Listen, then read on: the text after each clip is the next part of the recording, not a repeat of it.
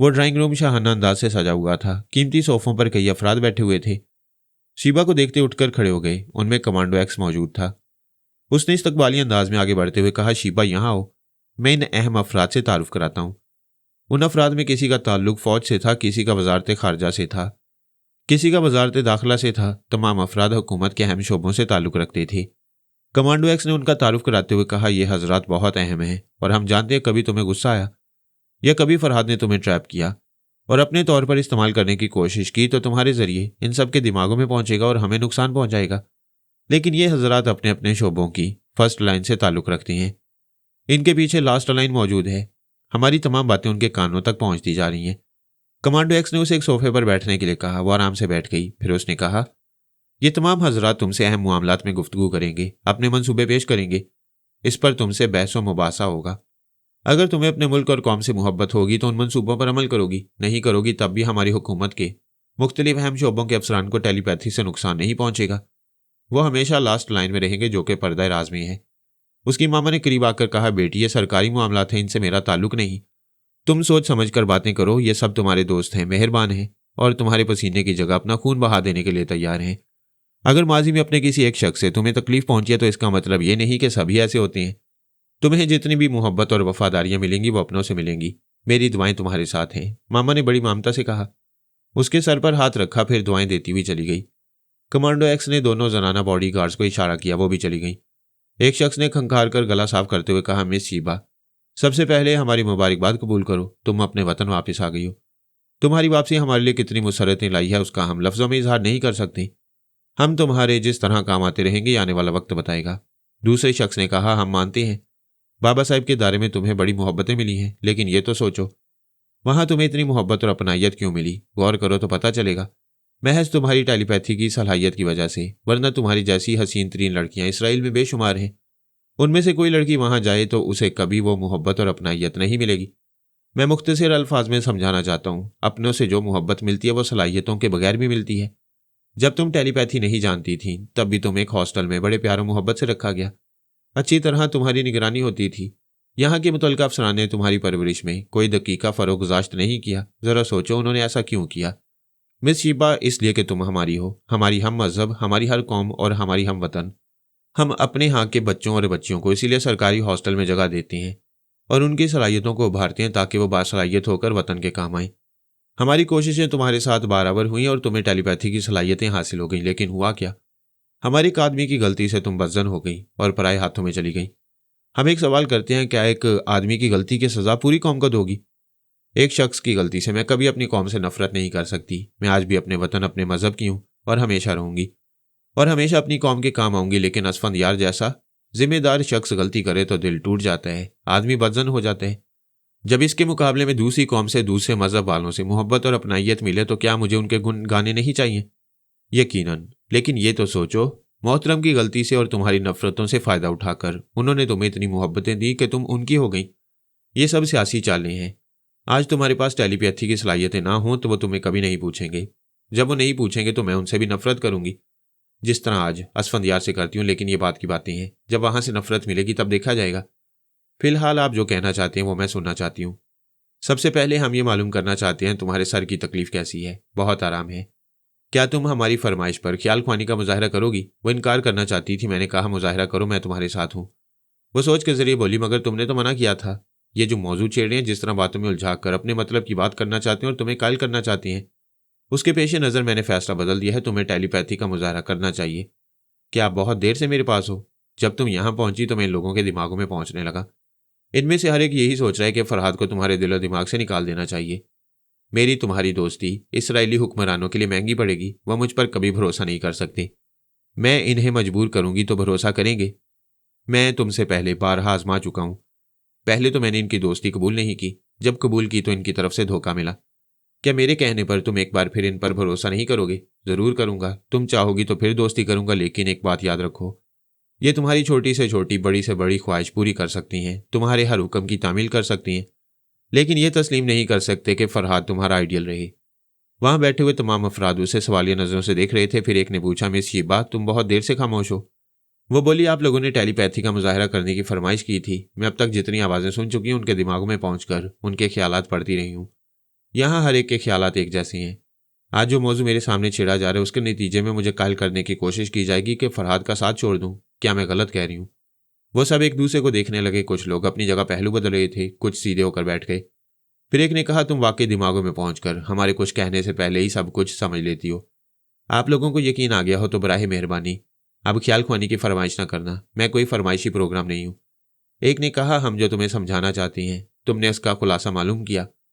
तुम जरा सी देर के लिए हमारे दिमागों में आई थी लेकिन पूरी तफसील मालूम नहीं कर सकती थी। हम तुम्हें समझाने की कोशिश करती हैं। दूसरे शख्स ने हाथ उठाकर कहने वाले को रोकते हुए कहा, प्लीज मुझे समझाने दो। उसने शीबा को मुखातिब करते हुए कहा, बेबी अगरचे तुमने एक गैर मामूली सलाहियत हासिल की है, फिर भी हमारे लिए एक नन्ही सी बच्ची हो, हमारी औलाद जैसी हो। अगर तुम गलती करोगी तो हम बुजुर्ग हैं, तुम्हें इस रास्ते पर से सही रास्ते पर लाने की कोशिश करेंगे। तुमने तारीख पढ़ी है, तुमने मजहबी किताबें पढ़ी हैं, उन किताबों पर गौर करो, तुम्हें पता चलेगा कि मुसलमान कभी हमारे दोस्त नहीं हो सकते। वो बोली, किताबों में यह भी लिखा हुआ है कि हमारी कौम यहूद की बेशुमार गलतियों से हम पर अजाब नाजिल होते रहे, कि हमने खुद अपने पांव पर कुल्हाड़ियां नहीं मारी हैं। किताबों में यह भी लिखा हुआ है कि भाई भाई का कत्ल कर देता है। क्या हम इन किताबों की रोशनी में अपने खून के रिश्तों पर भरोसा करना छोड़ दें? मेरे मोहतरम बुजुर्ग, किताबें माजी की बरतनाक दास्तानें सुनाती हैं ताकि हम आइंदा अपने अमाल दुरुस्त कर लें। अगर माजी में हमने एक दूसरे पर भरोसा नहीं किया तो मुस्तकबिल में कर सकती हैं। ये अपने अपने अमल की बातें हैं। आप ऐसी बातें कर रहे हैं जो मेरे अमली तजुर्बे के खिलाफ हैं। मैं उस इदारे से आई हूं, फिर मैं कैसे समझ लूं कि मुसलमान यहूदियों के दोस्त नहीं हो सकती? एक उधेड़ उम्र के शख्स ने गहरी सांस लेते हुए कहा, बेटी तुम फरहाद की जुबान बोली हो। दूसरे शख्स ने कहा, शायद फरहाद तुम्हारे दिमाग में रहकर तुम्हारी जुबान से बोल रहा है। फरहाद मेरे दिमाग में है, मगर मैं कसम खाकर कहती हूँ जो कुछ कह रही हूँ वो मेरे दिल की आवाज़ है। चलो ये तो मालूम हुआ कि फरहाद हमारे दरमियान मौजूद है। हम तुम्हारे जरिए से पूछना चाहते हैं, क्या वो हमसे उसी तरह दोस्ती निभाएगा जिस तरह तुम हमारी बनकर होगी? मैंने उनमें से एक शख्स के दिमाग को इस्तेमाल किया, फिर उसके जरिए कहा, मैं फरहाद बोल रहा हूँ और ये वादा करता हूँ कि शीबा की खुशी और इसकी मोहब्बत का जवाब मोहब्बत से देने के लिए मैं हर वो काम करूंगा जो शीबा कहेगी, लेकिन इस यकीन के साथ कि शीबा ऐसी कोई बात ना कहेगी जिससे एक को फायदा पहुंचे और दूसरे को नुकसान पहुंचे। क्यों शीबा? मैं दुरुस्त कहता हूँ। शीबा ने तायद में सर हिलाकर कहा, मैं भी यकीन दिलाती हूँ मैं और फरहाद यहूदियों और मुसलमानों के दरमियान मोहब्बत का पुल बनकर रहेंगे, लेकिन किसी सियासी मामले में मुलव्विस नहीं होंगे। एक अफसर ने कहा, हमारे दरमियान किन मामलात पर समझौता होगा ये बात की बातें हैं। अभी हम फरहाद से पूछना चाहते हैं, क्या वो हमारी दावत पर इसराइल आना पसंद करेगा? फरहाद की बजाय मैं जवाब देती हूँ, क्या फरहाद की दावत पर आप मुझे बाबा साहब के दायरे में जाने की इजाजत देंगे? एक अफसर ने झुंझलाकर कहा, क्या उल्टा सवाल कर रही हो? मेरे इसी सवाल के जवाब में आपके सवाल का जवाब मौजूद है। एक और अफसर ने कहा, तुम नादान हो, सियासत को नहीं समझती हो। हमने बड़ी मुश्किलों से तुम्हें हासिल किया है और अपने वतन लेकर आए हैं। अब कोई ऐसा खतरा मोल नहीं लेंगे कि किसी की दावत पर तुम्हें बाहर जाने दें। दूसरे ने कहा, इसका मतलब यह नहीं कि तुम्हें यहाँ कैद किया गया है। हम तुम्हारी भलाई चाहते हैं, तुम जरा सब्र करो। हम तुम्हें बहुत जल्द दोस्त और दुश्मन का असली चेहरा दिखा देंगे। वो बोली, यानी आप ये साबित करेंगे कि फरहाद मेरा दुश्मन है? ये तो आने वाला वक्त ही बताएगा। वो उठकर खड़ी हो गई, फिर बोली, जब वक्त आए तो किसी मीटिंग में बुला लेना। आज की मीटिंग का मौजू था कि मुझे फरहाद से मुतनफ्फर और अलहदा कर दिया जाए, और ये मीटिंग नाकाम हुई है, लिहाजा मैं जा रही हूं। एक ऑफिसर ने फौरन उछलकर खड़े होते हुए कहा, तुम नहीं जा सकती, यह आदाब महफिल के खिलाफ है। उसकी बात खत्म होते ही मैंने उसे एक जोरदार दिमागी झटका पहुंचाया। उसके हलक से एक चीख निकली। वह लड़खड़ाकर पीछे सोफे पर गिर पड़ा। सब लोग परेशान होकर अपनी अपनी जगह से उठ गए। कमांडो एक्स दौड़ता हुआ शख्स के पास आया, फिर उसे संभालते हुए पूछा, क्या बात है? शीबा ने कहा, मैं बताती हूँ। इसने मेरा रास्ता रोकने की हमाकत की थी, मैंने एक नमूना पेश किया है। मुझे यकीन है अब कोई ऐसी हमाकत नहीं करेगा। ये कहते हुए वो आगे बढ़ी और शान बेनियाजी से चलते हुए कमरे से निकल गई। बाहर दो जनाना बॉडीगार्ड्स खड़ी हुई थी। उसे देखते ही टेंशन हो गई। वो उनके दरमियान चलते हुए जाने लगी। कमांडो एक्स तेजी से दरवाजे के बाहर आया था, फिर उसे जाते हुए देखने लगा। मैंने उसके दिमाग पर दस्तक दी। उसने सांस रोककर कहा, नहीं, मैं अपने दिमाग में आने की इजाजत नहीं दूंगा। शीबा चलते चलते रुक गई, पलटकर उसे देखने लगी। मैंने उसे बताया कि उसके दिमाग में जाना चाहता था, इसने इनकार कर दिया। शीबा ने कहा, बेशक तुम अपने दिमाग में आने की इजाजत ना दो, मगर याद रखो योगा की सलाहियतें तुम्हारे लोगों को महफूज नहीं रख सकेंगी। मुझे चैलेंज करोगे तो उस लास्ट लाइन तक पहुंचाकर दिखाऊंगी जो पर्दा राज में है। वो पलटकर ड्राइंग रूम में चला गया। मैंने शीबा से कहा, तुम जाओ, मैं इसे देखता हूं। मैं उन अफसरान में से एक के पास पहुंच गया। उसके जरिए देखा कमांडो एक्स गुस्से से चलते हुए कमरे के अंदर आया। फिर उसने छत की तरफ देखते हुए कहा, आप लोग स्क्रीन पर देख रहे हैं, आवाजें भी सुन रहे हैं। आपने देखा शीबा का रवैया कैसा था। अभी उसने ड्राइंग रूम से बाहर जाते जाते चैलेंज किया है। अगर उसकी मर्जी के खिलाफ कोई काम हुआ और उसे गुस्सा दिलाया गया तो वो लास्ट लाइन तक पहुंच कर दिखाएगी। वहां बैठे वाला अफसरान भी बेख्तियार छत की तरफ देख रहे थे। उनके इस तरह देखने से लास्ट लाइन के छुपे हुए आला अफसरान नजर नहीं आ सकते थे। वो तो वहां से ना जाने कितनी दूर किसी इमारत के किसी कमरे में बैठे हुए इन सबको देख रहे थे और उनकी बातें सुन रहे थे। उन्होंने कमांडो एक्स की बातें भी सुनी होंगी, लेकिन इसका जवाब देना जरूरी नहीं था। उन्हें गूंगे बनकर रहना था। कमांडो एक्स ने अपने सामने बैठे हुए अफसरान की तरफ देखते हुए कहा, फरहाद, तुम किसी के अंदर मौजूद हो। मैं तुमसे पूछता हूं, तुम कैसे हीरो हो जो चुप कर रहते हो, औरतों की तरह जिंदगी गुजारते हो? अरे मर्द के बच्चे हो तो एक बार सामने आ जाओ, मैं तुम्हें बताऊंगा कि मर्द के बाजू कैसे होती हैं। वो अपने बाजू की उभरी हुई मछलियां दिखाते हुए कह रहा था। उसके सामने बैठे हुए तमाम अफसरान उसे देख रहे थे। मैंने एक की जुबान से कहा, तुम जिस शोबे से ताल्लुक रखते हो वहां भी तुम्हें छुपकर काम करना पड़ता है।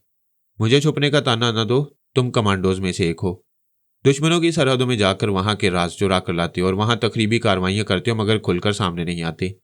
उसने कहा, यह झूठ है। हम जब भी सरहद पार जाते हैं तो दुश्मनों का सामना करते हैं। जो मेरे सामने आता है मैं उसकी हड्डियां तोड़ देता हूं। आज तो कोई इन हाथों से बचकर नहीं गया। मेरा रिकॉर्ड देख लो। अव्वल तो मैं छुप कर रहता हूं, लेकिन जिस बदनसीब दुश्मन से सामना हो जाता है वो मेरे सामने आखिरी सांस पूरी कर लेता है। मैं जिस अफसर की जुबान से कह रहा था वो उस अफसर को घूर कर देख रहा था। मैंने कहा, मिस्टर, मैं तुम्हारे दिमाग में हूं और ये कमांडो एक्स तुम्हें यूं घूर कर देख रहा है जैसे तुम फरहाद बन गए हो और इसे चैलेंज कर रहे हो। अब तुम्हारी खैर नहीं। उस अफसर ने गुस्से से उठकर कहा, कमांडो एक्स, तुम होश में तो हो, मुझे क्यों गुस्सा दिखा रहे हो? मैं दूसरे अफसर के दिमाग में पहुंचकर हंसते हुए बोला, अब मैं यहां हूं और ये अफसर भी थोड़ी देर में तुम्हें गुस्सा दिखाएगा। नतीजा यह होगा कि बारी बारी अफसरान गुस्से में आएंगे और जूतों से तुम्हारी पिटाई करेंगे। मैं मानता हूं तुम इन सब पर भारी पड़ोगे। मैं इस तरह तुमसे इंतकाम नहीं लूंगा। तुमसे पहले कितने ही शहजोर दुश्मनों ने मुझे चैलेंज किया कि मैं सामने आकर मुकाबला करूं, लेकिन जानते हो क्या हुआ? मैंने अपनी मामूली साथियों को उनके मुकाबले पर भेजा और उन्हें शर्मनाक शिकस्त दी। वो मुठ्ठियां भींचकर बोला, मैं उन दुश्मनों में से नहीं हूं। तुम्हारा जो भी साथी आएगा उसे कुचल कर रख दूंगा। आएगा नहीं, आएगी। क्या तुम नहीं जानते कि फरहाद की फौज में सिर्फ औरतें हैं? आज तक जितने भी ललकारने वाले आए उन्होंने मेरी औरतों से ही शिकस्त खाई। तुम्हारे नसीब में भी एक औरत से शिकस्त खाना लिखा है। पहले उसे हाथ पांव तुड़वा लो, फिर मुझे मुकाबले पर आने के लिए आवाज देना। कमांडो एक्स ने उंगली दिखाते हुए कहा, इसका मतलब है तुमने अपनी औरतों की फौज इसराइल भेज दी है। उसकी बात खत्म होती एक भर्राई हुई आवाज ड्राइंग रूम में गूंजने लगी। कोई कह रहा था, कमांडो एक्स, मैं तुम्हारा अफसर कमांडो वाई तुमसे मुखातिब हूं। क्या ये बात तुम्हारी समझ में नहीं आ रही है कि फरहाद से जो भी गुफ्तगू करता है वो उससे मुकाबला करने से पहले ही गुस्से में आ जाता है? क्या गुस्सा कमजोरी की अलामत नहीं है? कमांडो एक्स नरम पड़ गया, अटेंशन होकर खड़ा हो गया। फिर उसने सर झुकाकर कहा, मुझे अफसोस है, आइंदा ऐसी गलती नहीं होगी। कमांडो भाई की आवाज सुनाई दी, कोई बात नहीं, गलती का एहसास करना दानिशमंदी और मिस्टर फरहाद, मैं मानता हूं तुम अपने दुश्मनों को जलील करने के लिए मुकाबले पर औरतों को भेजते हो। मुझे यकीन है यहां तुम्हारी औरतों में से सोनिया, आला बीबी या पोमी जरूर आएंगी। हम इंतजार कर रहे हैं। मैंने हंसते हुए कहा, तुम इंतजार कर रहे हो और पहुंचने वाली हैं, बहुत पहले ही पहुंच चुकी हैं। यह नामुमकिन है। हमने सरहदों पर सख्त पहरा लगाया है। हर शहर, हर कस्बे में बड़ी सख्ती से चेकिंग होती है। कोई अजनबी औरत यहां नहीं आ सकती। तुमने सख्ती से चेकिंग करने और हर जगह की नाकाबंदी करने में देर कर दी। बाबा फरीद वास्ती मरहूम के इदारे के सरबराह जनाब शेख अल-फारस कोई मामूली जहानत के आदमी नहीं है। उन्होंने बहुत पहले ही समझ लिया था कि शीबा हमारे इदारे में है, ये बात बढ़ेगी। तुम लोग उसे हासिल करने के लिए साजिशें करोगे, चालें चलोगे। उससे पहले ही हमारे शेख साहब ने मेरी चंद औरतों को इसराइल रवाना कर दिया था। वो किस भेस में गई हैं और वहां किस तरह काम कर रही हैं ये तुम्हें मालूम नहीं होगा। कमांडो भाई ने कहा, तुम झूठ बोल रहे हो, हमारे पास अप टू डेट मालूमात हैं। तुम्हारी औरतों में से कोई यहाँ नहीं। आला बीबी बाबा साहब के दायरे में आराम कर रही हैं। सोनिया और पोमी शुमाली अमेरिका में है। बाकी जो काबिल जिक्र औरतें थी वो मर चुकी हैं। अब तुम्हारे पास कौन रह गई है? अभी और हैं, और उनमें से एक नागहानी बला भी है। जब भी दहशतगर्दी का जिक्र आता है उसका नाम जरूर आता है। कौन है वो? कमांडो भाई की आवाज उस ड्राइंग रूम में गूंजने लगी। कौन है वो? बताओ कौन है वो? तुम नहीं बताओगे तो हम उसे चंद घंटों में ढूंढ निकालेंगे। यकीनन तुम्हारी वो साथी शीबा से करीब रहने के लिए इसी रिहायशगाह में कहीं मौजूद होगी। मैं उसे जिंदा नहीं छोड़ूंगा। मैं तुम्हारी शतरंजी चालों को उलट कर रख दूंगा। वो बेख्तियार बोलता जा रहा था, जोश और जज्बे से बुड़बुड़ाता जा रहा था। अचानक कमांडो एक्स ने छत की तरफ देखते हुए बुलंद आवाज से कहा, सर, आपने दुरुस्त कहा था। फरहाद से जो गुफ्तगू करता है वो मुकाबले से पहले ही गुस्से में आ जाते हैं। मुझे उम्मीद है आप भी अपनी गलती का एहसास करेंगे। उसकी बात सुनते ही खामोशी छा गई। यकीनन कमांडो भाई को अपनी गलती का एहसास हो गया था। मैंने पोमी को सुरंग में छोड़ा था। वो अपने साथियों के साथ द किलर को ले जा रही थी। मैंने सोचा था उसका सर हासिल करना आसान हो गया। मैं फिर किसी वक्त पोमी से राब्ता कायम करके खैरियत मालूम करूंगा, मगर वहां ऐसी बात होगी जिसकी हम तवक्को नहीं कर सकते थे। द किलर उन मुसल्ला साथियों के कांधों पर पड़ा हुआ था। उन्होंने उसके मुंह से एक फीडर लगा रखा था। उसे आराम से ले जा रहे थे। वो नन्हा सा बच्चा बन गया था। उसकी तरफ से कोई खतरा पेश नहीं आ सकता था। कंप्यूटर के जरिए कंट्रोल करने वाला हमारे हाथों किले में मारा गया था। इसके बावजूद अचानक ही उसकी गुर्राहट सुनाई दी। वो जो बच्चे की तरह मिनमिना रहा था, गुर्राहट सुनकर उसे ले जाने वालों के कदम सुस्त पड़ गए। वो समझना चाहते थे द किलर में यह तब्दीली कैसे आ गई। उनके समझने से पहले ही द किलर के दोनों हाथ उन दो मुसल्ला साथियों की गर्दन तक पहुंचे जो उसे उठाने वालों में सबसे आगे थे। वह दूध पीने वाला देव का मत बच्चा सचमुच देव बन गया था। वो उसके बाजू से गर्दन छुड़ाने की कोशिश कर रहे थे। दूसरे साथियों में से किसी ने चीख कर कहा, अरे ये तो अब बच्चा नहीं रहा। सबने उसे छोड़ दिया, लेकिन उसने दोनों की गर्दन नहीं छोड़ी। वहां मुसल्ला अफराद में खाली हाथ लड़ने वाले एक से बढ़कर एक फाइटर थे। उन्होंने उस पर पै दर पै हमले किए। वह मजबूत हड्डियों के सतूनों पर खड़ा हुआ मजबूत किले की मानंद था। उस पर बैरूनी हमलों का असर नहीं हो रहा था। अंदरूनी हमले के लिए टेलीपैथी की जरूरत थी। मैं वहां मौजूद होता तब भी उसके दिमाग तक नहीं पहुंच सकता था, क्योंकि अब कंप्यूटर के जरिए कंट्रोल करने वाला कोई दूसरा था। हाँ, अगर मैं मौजूद होता तो वहां से सुपर मास्टर के पास पहुंचता, फिर उसके जरिए मालूमात हासिल करता कि द किलर को अब कौन कंट्रोल कर रहा है और मैं उस कंट्रोल करने वाले तक कैसे पहुंच सकता हूं। मैंने और पॉमी ने इस पहलू पर तवज्जो नहीं दी थी कि जो 30 बरस का बच्चा बना हुआ है वो किसी वक्त भी खतरनाक बन सकता है। कोई दूसरा उसे कंप्यूटर के जरिए हैंडल कर सकता है। अब जो हैंडल कर रहा था वो यकीनन कोई जबरदस्त फाइटर था। लड़ने के अंदाज को खूब समझता था, इसीलिए द किलर उसके जरिए दोनों पांव जमाए खड़ा था और मुसल्ला अफराद की पिटाई कर रहा था। वह सुरंग में इधर से उधर उसे घेर रहे थे, पैंतरे बदल बदल कर हमले कर रहे थे और नाकाम हो रहे थे, बल्कि मार खाकर पलट रहे थे। एक मुसल्ला साथी ने कहा, मिस पॉमी, हमें इजाजत दो, हम इसे गोलियों से छलनी कर देंगे। उसकी बात सुनकर द किलर ने कहका लगाया, फिर दूर खड़ी हुई पॉमी की तरफ देखते हुए कहा, तुम्हें अपने आप पर बड़ा नाज था। तुम्हारी बड़ी वीडियो फिल्में देखी हैं, खूब लड़ती हो, लेकिन किसी वीडियो फिल्म में हथियारों से लड़ते नहीं देखा। क्या मुझ पर गोलियां चलाओगी? वो तंजिया अंदाज में पूछ रहा था। पॉमी ने तमाम साथियों से कहा, तुम सब एक तरफ हट जाओ, कोई इसे हाथ न लगाए। द किलर ने कहा, तुम वाकई दलेर लड़की हो, मेरे मुकाबले पर तनहा आ रही हो। पॉमी ने पीछे हटते हुए कहा, मैं तुम्हारे जरिए उस शख्स से मुखातिब हूं जो कंप्यूटर के जरिए तुम्हारी जुबान से बोल रहा है। वो इस खुशफहमी में ना रहे कि वो हमें तुम्हारे साथ लड़ाई में उलझाता रहेगा और उस वक्त तक तुम्हारी हिफाजत के लिए यहां पूरी फौज चली आएगी। मैं सिर्फ 2 मिनट के अंदर हार जीत का फैसला करूंगी, आओ और मुझे पकड़ लो। वो एक तरफ बढ़ना चाहती थी। द किलर ने हंसते हुए कहा, मैं क्यों पकड़ूं? मुझे तुमसे दुश्मनी नहीं है। दुश्मनी तुम कर रही हो, मेरा सर काट कर ले जाना चाहती हो, इसलिए आगे बढ़ो और हमला करो। पॉमी ने इनकार में हाथ हिलाते हुए कहा, नहीं, तुम मेरा पीछा करो, और नहीं करोगे तो अपने तमाम साथियों को हुक्म देती हूँ वो 3 तक गिनते रहें। 3 के बाद तुम्हें गोलियों से छलनी कर दें। तुम तो बहुत दलेर हो, ये बुज़दिलों जैसा हुक्म क्यों दे रही हो? बार बार मेरी दलेरी का कसीदा ना पढ़ो, मैं इतनी नादान नहीं हूं कि तुम्हारी चालों में आ जाऊं। फिर उसने अपने साथियों की तरफ देखते हुए कहा, मैं यहां से जैसे ही दौड़ना शुरू करूं तुम लोग 3 तक गिनो। अगर ये मेरा पीछा ना करे तो इसे गोलियों से भून डालना। फिर उसने द किलर को देखते हुए कहा, यह भी दलेरी का एक नमूना है। मैं अपने मुसल्ला साथियों के होते हुए तनहा तुम्हें मुकाबले की दावत दे रही हूं। दौड़ो और मुझे पकड़कर हलाक कर दो, कम ऑन। ये कहते उसने पलटकर दौड़ लगाई। उसके साथियों ने गिना 1, दूसरे साथी ने कहा 2, तीसरे के कहने से पहले ही द किलर ने मजबूर होकर दौड़ लगाई। उसके दिमाग के पीछे जो भी था बहुत चालाक था। यकीनन चाहता होगा किसी तरह लपक कर पॉमी को पकड़ ले और उसे अपने सामने ढाल बनाकर वहां से निकल जाए। इस मकसद के लिए दौड़ना ही पड़ा। सुरंग का वो हिस्सा करीब ही था जहां छत में नोकीली मेखें लगी हुई थीं और जहां पॉमी के 2 मुसल्ला साथी छत तले दबकर उसकी मेखों में उलझकर ऊपर चले गए थे। वो द किलर के आगे दौड़ती हुई उस कल तक पहुंच गई। उसे दाएं तरफ घुमाने के बाद 10 सेकंड की मोहलत मिलती थी। 10 सेकंड में उस छत के नीचे से गुजरना होता। अगर 1 सेकंड की भी देर होती तो वो छत एक धमाके से ऊपर आ पड़ती। कल के करीब पहुंचते ही पॉमी ने पलट कर देखा। द किलर उसे 10 गज के फासले पर था। उसने फौरन ही कल को दाएं तरफ घुमाया, फिर तेजी से दौड़ती हुई छत के नीचे से गुजरने लगी। वो भी तेजी से दौड़ता हुआ आ रहा था, लेकिन जैसे ही छत के करीब पहुंचा वो एक धमाके से नीचे आ गई। वो आगे बढ़ते बढ़ते फौरन रुक गया।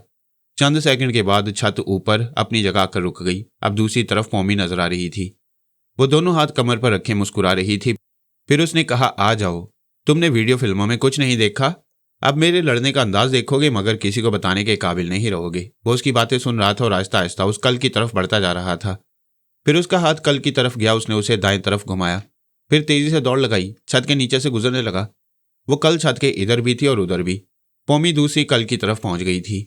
उसने उस पर हाथ रखते हुए कहा, फौरन छलांग लगाओ वरना मैं इसे घुमा रही हूं। तुम्हें 10 सेकंड की भी मोहलत नहीं दूंगी। द किलर के पीछे काम करने वाला सोच भी नहीं सकता था कि वह ऐसी चाल चलेगी। उसने चीख कर कहा, यह धोखा है, फरेब है, मक्कारी है। फौरन छलांग लगाओ वरना छत ऊपर आ रही है। उसे मजबूरन यही करना पड़ा। छलांग लगाने का अंदाज ऐसा ही था जैसे कोई दोनों हाथ आगे बढ़ाकर गोता लगाता है। उसने बड़ी कामयाबी से छलांग लगाई थी, लेकिन उसी लम्हे पोमी ने कल को दाएं से बाएं घुमा दिया। एक धमाका सुनाई दिया। उसकी आखिरी चीख सुरंग में गूंजती हुई दूर तक गई। इसके बाद वो हमेशा के लिए खामोश हो गया। छत उस पर इस तरह गिरी थी कि सिर्फ सर और दोनों हाथ जो आगे बढ़े थे वो बाहर आ गए थे। बाकी जिस्म का हिस्सा छत तले दब गया था। चंद सेकंड में ही वो फिर ऊपर उठी तो वो लटकता हुआ ऊपर जाने लगा। पोमी ने उसके दोनों हाथों को पकड़कर अपनी तरफ खींचा, फिर अपने साथियों से कहा, यहां टोलियां बनाकर आओ, इसकी गर्दन उतार लो, मेरा काम खत्म हो चुका है। जब मैं ख्याल ख्वानी के जरिए पोमी के पास पहुंचा तो वो रेड पावर के बॉस की पनाह में पहुंच चुकी थी। वहां आराम कर रही थी। बॉस एक खुफिया कमरे में था। उसके साथ एक फोटोग्राफर, एक साइंसदान और एक डॉक्टर था। द किलर का कटा हुआ सर ऊपर से खोल दिया गया था और मुख्तलिफ जावियों से तस्वीर ली जा रही थी। मैंने बॉस को मुखातिब किया। उसने खुश होकर कहा, जनाब फरहाद साहब, आपने वाकई दोस्ती का सबूत दिया है। जो वादा किया था उसे पूरा कर दिया। सबसे पहले पोमी का मेकअप तब्दील करो, मैं इसके पास जा रहा हूँ। मैंने पोमी को मुखातिब किया, मैं सोच के जरिए तुम्हारे कारनामे मालूम कर चुका हूँ। अब तुम ल्यूचिन के रूप में नहीं रह सकती, क्योंकि जब तक द किलर से मुकाबला करती रही, दूसरी तरफ तुम्हें टीवी स्क्रीन के जरिए देखा जाता रहा। द किलर की आंखें टीवी कैमरे का काम करती हैं। उसके सामने जो भी आता है उसकी तस्वीर और उसकी आवाज़ें दूसरी तरफ नशर होती हैं। मैं अपना रूप बदलूंगी मगर तुम वादा पूरा करो। तुम इसी मुल्क में हो, मुझे लेडी रोजीना के फार्म से निकलने दो, फिर कहीं ना कहीं ज़रूर मिलेंगे। मैंने मास्क मैन के पास पहुंचकर उसे मुखातिब किया। वो खुशी से उछल पड़ा, कहने लगा, आप वाकई जुबान के धनी हैं, जो कहा था उसे कर दिखाया। मैंने कहा, द किलर का सर, मेरी तरफ से दोस्ती का पहला तोहफा है, कबूल करें। जनाब, मैं आपके लिए अभी तक कुछ नहीं कर सका, हुक्म दीजिए। आप मेरे लिए बहुत कुछ कर रहे हैं। इस मुल्क में कदम कदम पर हमारे लिए आसानियां फराहम कर रहे हैं। उसने पूछा, आप लेडी रोजीना के फार्म में कब तक रहेंगे? कुछ कह नहीं सकता। कब तक क्याम करना होगा? वैसे एक अहम बात है। आज रात लेडी रोजीना शायद मास्टर की से मुलाकात करेगी। मैं उसका ताक़ुब करूंगा। न्यूयॉर्क में आपका बॉस बहुत होशियार और तेज तर्रार है। वो बड़ी मुस्तैदी से हमारे काम आता है। उसके जरिए आज मास्टर की को ट्रैप कर सकूंगा। हो सकता है सुबह तक आपको ये दूसरी खुशखबरी मिल जाए। वो रह रहकर खुशी का इजहार कर रहा था। मैं उसके पास से सुपर मास्टर के दिमाग में चला आया। वो बहुत परेशान था। कभी कुर्सी पर बैठ रहा था, कभी उठकर टहल रहा था। शीशे का एक नाजुक सा जाम उसके हाथ में था। वो शराब डाल रहा था और पी रहा था। पीने के साथ बुड़बुड़ाता जा रहा था। जो शख्स बड़े बड़े ज़राए का मालिक हो, उसके हाथों में फिरौन की सी ताकत और मुकम्मल इक़्तिदार हो, और वह पुरस्कार बनकर कदम कदम पर कामयाबी हासिल करता जा रहा हो। ऐसी सूरत में अचानक नाकाम हो जाए और बहुत बड़ा नुकसान पहुंचे तो उसकी ज़हनी हालत ऐसी ही हो जाती है। वो पागलों की तरह तन्हाई में बुड़बुड़ाता है। उसने करोड़ों रुपए खर्च किए थे। जापानी डॉक्टरों को इस तजुर्बे के लिए आमादा किया था और उनका यह तजुर्बा कामयाब रहा था। उन्होंने एक ऐसे इंसान की तख्लीक की थी जो हकीकत में अल्लाह ताला का तख्लीक करदा था, लेकिन उसमें उन्होंने तरमीम और इजाफा किया था। उसकी दिमागी और जिस्मानी कुव्वतों को बढ़ाया था। उसे अपने तौर पर नाकाबिले शिकस्त बनाने की कोशिश की थी और उस नाकाबिले शिकस्त को एक लड़की ने शिकस्ता कर दिया था। फिलहाल उसे दो अहम बातें उलझा रही थी। एक तो द किलर का राजफाश हो गया था। उसके बचकाना दिमाग के साथ कंप्यूटर सिस्टम की जो तकनीक इख्तियार की गई थी, वह तकनीक और तमाम फार्मूला उसके दुश्मन मास्क मैन तक पहुंच गया था। दूसरी अहम बात यह परेशान कर रही थी कि पोमी को सुरंग का रास्ता कैसे मालूम हुआ। इस किले का सबसे बड़ा और अहम शख्स मिस्टर नोकू भी वो रास्ता नहीं जानता था। अब रह रहकर यही ख्याल दिमाग में आ रहा था कि नोकू को ना बताने के बावजूद शायद उसने किसी तरह उस रास्ते को दरियाफ्त कर लिया हो और उसने सुपर मास्टर से छुपाया हो। फिर जब मिस्टर नोकू आखिरी सांसें ले रहा था तो फरहाद ने उसके दिमाग से उस खुफिया रास्ते को मालूम किया और पोमी को वहां पहुंचा दिया हो। सुपर मास्टर इससे आगे कुछ नहीं सोच सकता था। वो बड़ा पुरस्कार बना हुआ था। मेरे दिमाग में पहुंचने के मुतालिक सोचना भी नहीं चाहता था। उसने ड्राइवर बॉडीगार्ड को बुलाया, फिर पूछा, रिपोर्ट दो, क्या हो रहा है? मैंने आपकी तरफ से हुक्म जारी कर दिया है कि तमाम बंदरगाहों और एयरपोर्ट वगैरह की सख्ती से नाकाबंदी की जाए। हर शख्स हर चीज़ की तलाशी ले। वो द किलर का सर यहाँ से ले जा नहीं सकेंगे। अगर दिमाग से कंप्यूटर निकाल कर ले जाना चाहेंगे तो उनके डॉक्टर और साइंसदान पूरी तरह समझ नहीं पाएंगे। सुपर मास्टर ने झुंझलाकर कहा, दुश्मन नादान नहीं है। उन्होंने यही अपने डॉक्टरों और साइंसदानों को जमा कर रखा होगा। मैं यकीन से कहता हूँ वो लोग अभी उस सर के अतराफ बैठे हुए हैं और उसकी स्टडी कर रहे हैं। मैं हुक्म देता हूँ अचानक ही रेड पावर के सफारत खाने और बॉस की रिहाइशगाह पर छापे मारे जाएं। हमें द किलर का सर वहीं मिल सकता है। वो जाने लगा। सुपर मास्टर ने कहा, और सुनो, सुराग रसानों की एक टीम उस किले में जाए और यह सुराग लगाए कि सुरंग का खुफिया रास्ता कौन जानता है। फरहाद ने किसके दिमाग में पहुंचकर ये मालूमात हासिल की हैं। ड्राइवर बॉडीगार्ड वहां से जाने लगा। फिर टेलीफोन की घंटी सुनकर रुक गया। टेलीफोन के साथ लगा हुआ एक टेप रिकॉर्डर ऑन हो गया था। उस रिकॉर्डर से आवाज आ रही थी, पैगाम रिकॉर्ड कराओ, तुम्हारी आवाज सुनी जा रही है। दूसरी तरफ से किसी ने टेलीफोन के जरिए कहा, मैं CIB का डायरेक्टर जनरल बोल रहा हूँ। सुपर मास्टर के लिए एक चौंका देने वाली खबर है। सुपर मास्टर आहिस्ता आहिस्ता चलता हुआ टेलीफोन और रिकॉर्डर के करीब जाने लगा। वहां से आवाज आ रही थी और वो खबर यह है कि टेलीपैथी जानने वाली शीबा बाबा साहब के दायरे से अगवा कर ली गई है। इसराइल के शहर तेल अवीव पहुंचा दी गई है। वहां के आला सरकारी ओहदों पर फराइज अंजाम देने वाले आला अफसरान में सनसनी फैली हुई है। सब गूंगे बने हुए हैं। खबर मिली है कि नेशनल ऑडिटोरियम में उसकी आमद पर जश्न मनाया जाएगा। लास्ट लाइन पर फराइज अंजाम देने वाले आला अफसरान उस जश्न में शरीक नहीं होंगे। सभी शीबा की टेलीपैथी से महफूज रहने की कोशिश कर रहे हैं। उस रिकॉर्डर से आवाज उभर रही थी। सुपर मास्टर तवज्जो से सुन रहा था। CIB का डायरेक्टर जनरल कह रहा था, शीबा की आमद इसराइली हुकाम के लिए जहां बहुत बड़े फायदे की बात है, वहां नुकसानात के अंदेशे भी हैं।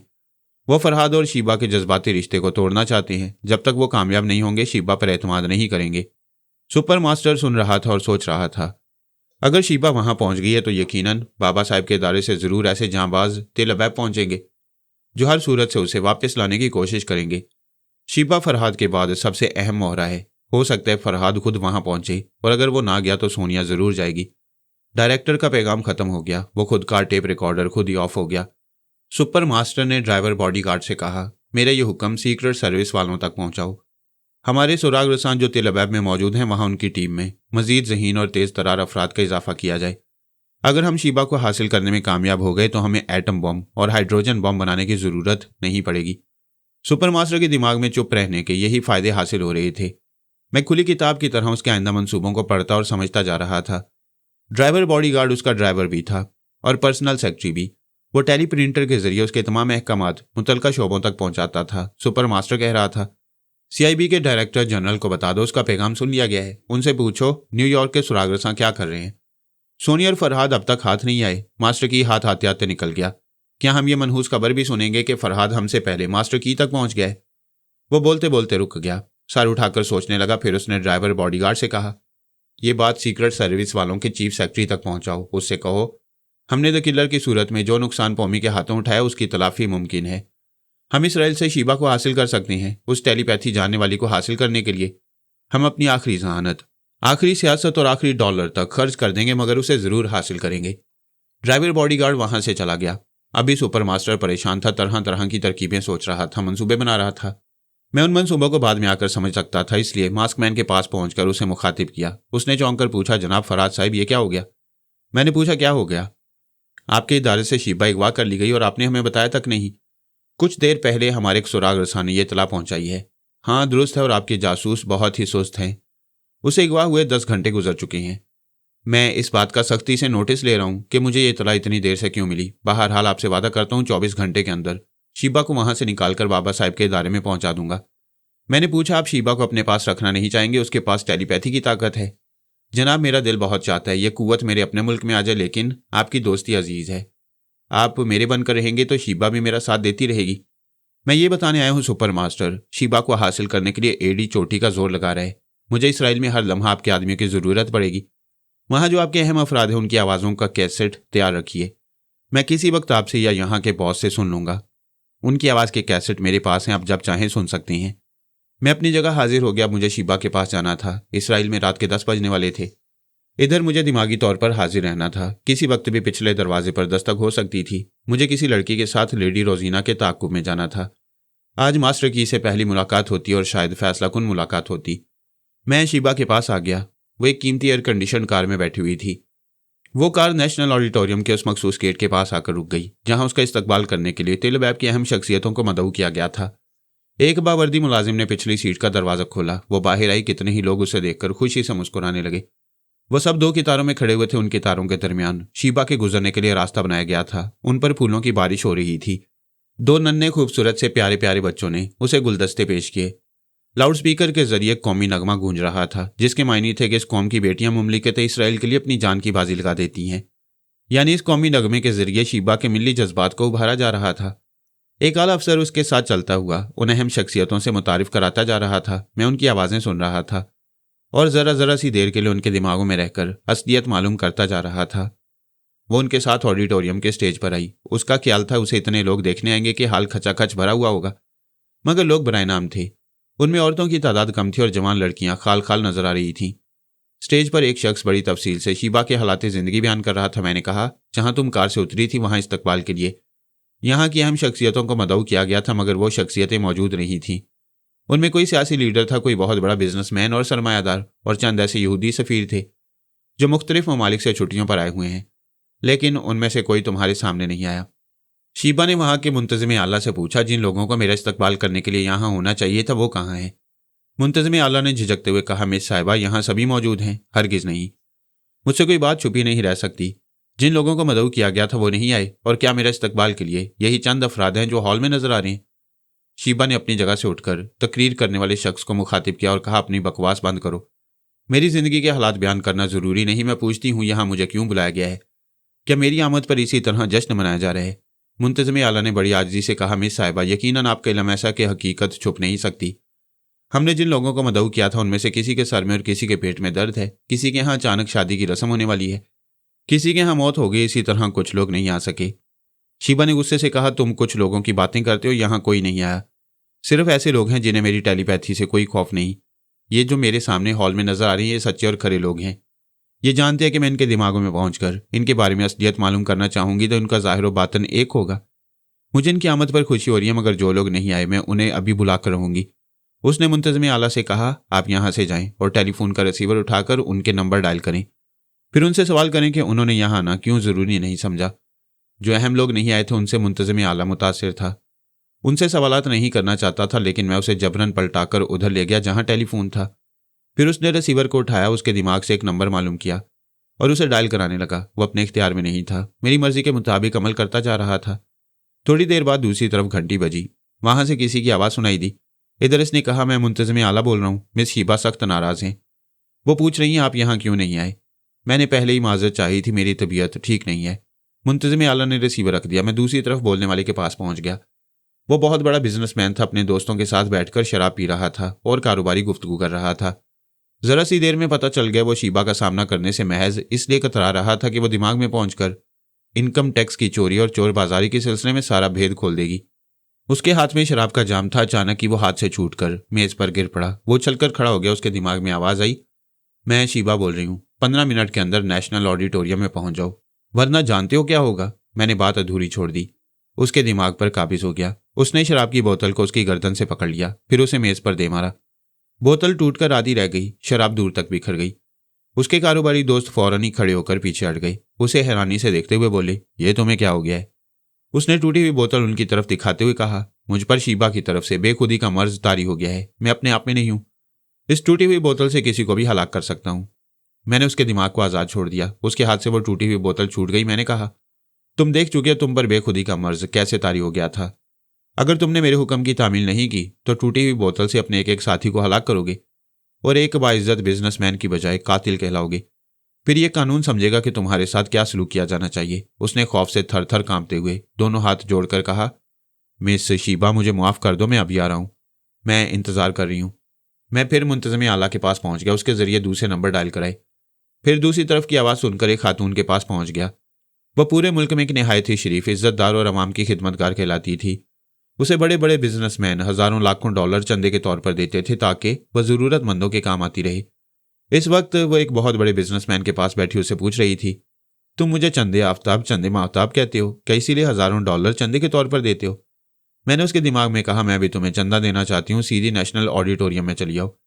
वो एकदम से घबराकर अपने सर को थामकर छत की तरफ तकने लगी। उसके दिमाग में आवाज़ गूंज रही थी, मैं शीबा बोल रही हूँ, उठो, और नहीं उठोगी तो देखो मैं किस तरह उठा रही हूँ। दूसरे लम्हे वो एक झटके से उठकर खड़ी हो गई। फिर उसने बिस्तर पर से छलांग लगाई और फर्श पर आ गई। अपने लिबास की तरफ जाना चाहती थी। उसके दिमाग में आवाज़ आई, हरगिज़ नहीं, तुम इसे हाथ नहीं लगाओगी, जैसी हो वैसी ही चली आओ। वो इस तरह आना नहीं चाहती थी, लेकिन दिमाग काबू में नहीं रहा था। वो बेख्तियार पलट गई। दरवाज़ा खोलते हुए वहां से भागते हुए बाहर आ गई। उसकी कार पोर्च में खड़ी हुई थी। उसने वहां पहुंचकर स्टीयरिंग सीट संभाल ली, उसे स्टार्ट किया, फिर ड्राइव करने लगी। दिमाग में वही आवाज़ गूंज रही थी, मैं शीबा बोल रही हूँ और वार्निंग दे रही हूँ, अगर तुमने अपना रास्ता बदला और 15 मिनट के अंदर ऑडिटोरियम में ना पहुंची तो अचानक एक्सीडेंट होगा और तुम कार से निकल नहीं पाओगी, इसी में फना हो जाओगी। वो घबराकर चीखने लगी, मैं आ रही हूँ, मैं आ रही हूँ। और वो आ रही थी, तेजी से ड्राइव करती जा रही थी। मैं इसके बाद भी यके बाद दीगरे उन लोगों को ट्रैप करता जा रहा था जो टेलीपैथी से बचकर रहना चाहते थे।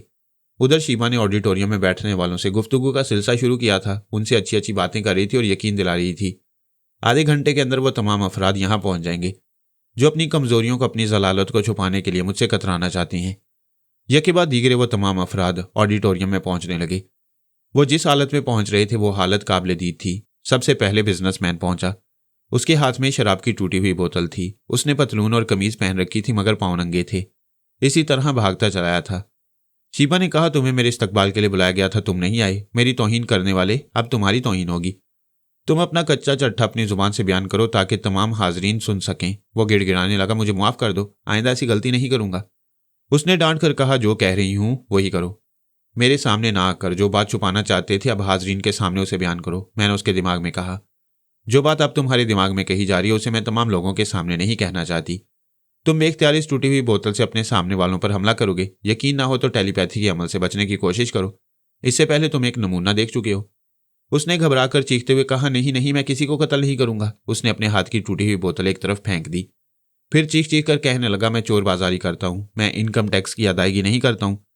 मैं एक तरफ हुकूमत को धोखा देता हूं, दूसरी तरफ इसी हुकूमत से तरह तरह की मुराद हासिल करता हूं। वो बोलता चला जा रहा था, अपने करतूत बयान करता जा रहा था। उसी वक्त वह समाजी कारकुन कहलाने वाली खातून दौड़ती हुई उस हॉल में चली आई। सब उसे देखकर हैरानी से खड़े हो गए। वह सोच भी नहीं सकते थे इस मुल्क की इतनी अजीम खातून जो बड़े बड़े हुक्काम से बिला रोक टोक मुलाकात करती है, जिसे बड़े बड़े सरमायादार हजारों लाखों डॉलर चंदे के तौर पर देती हैं और जिसकी बेलौस खिदमत गुजारी का चर्चा सारे मुल्क में होता है, वो इस खस्ता हालत में दौड़ती हुई इस मजमा में पहुंच गई थी। वो जैसे होश में नहीं थी, उसे कुछ नजर नहीं आ रहा था। वो सीधी दौड़ती हुई आई और शीबा के कदमों में गिर पड़ी। शीबा पीछे हट गई। वो गिड़गिड़ा कर कह रही थी, मुझे माफ कर दो, मुझसे बहुत बड़ी गलती हुई।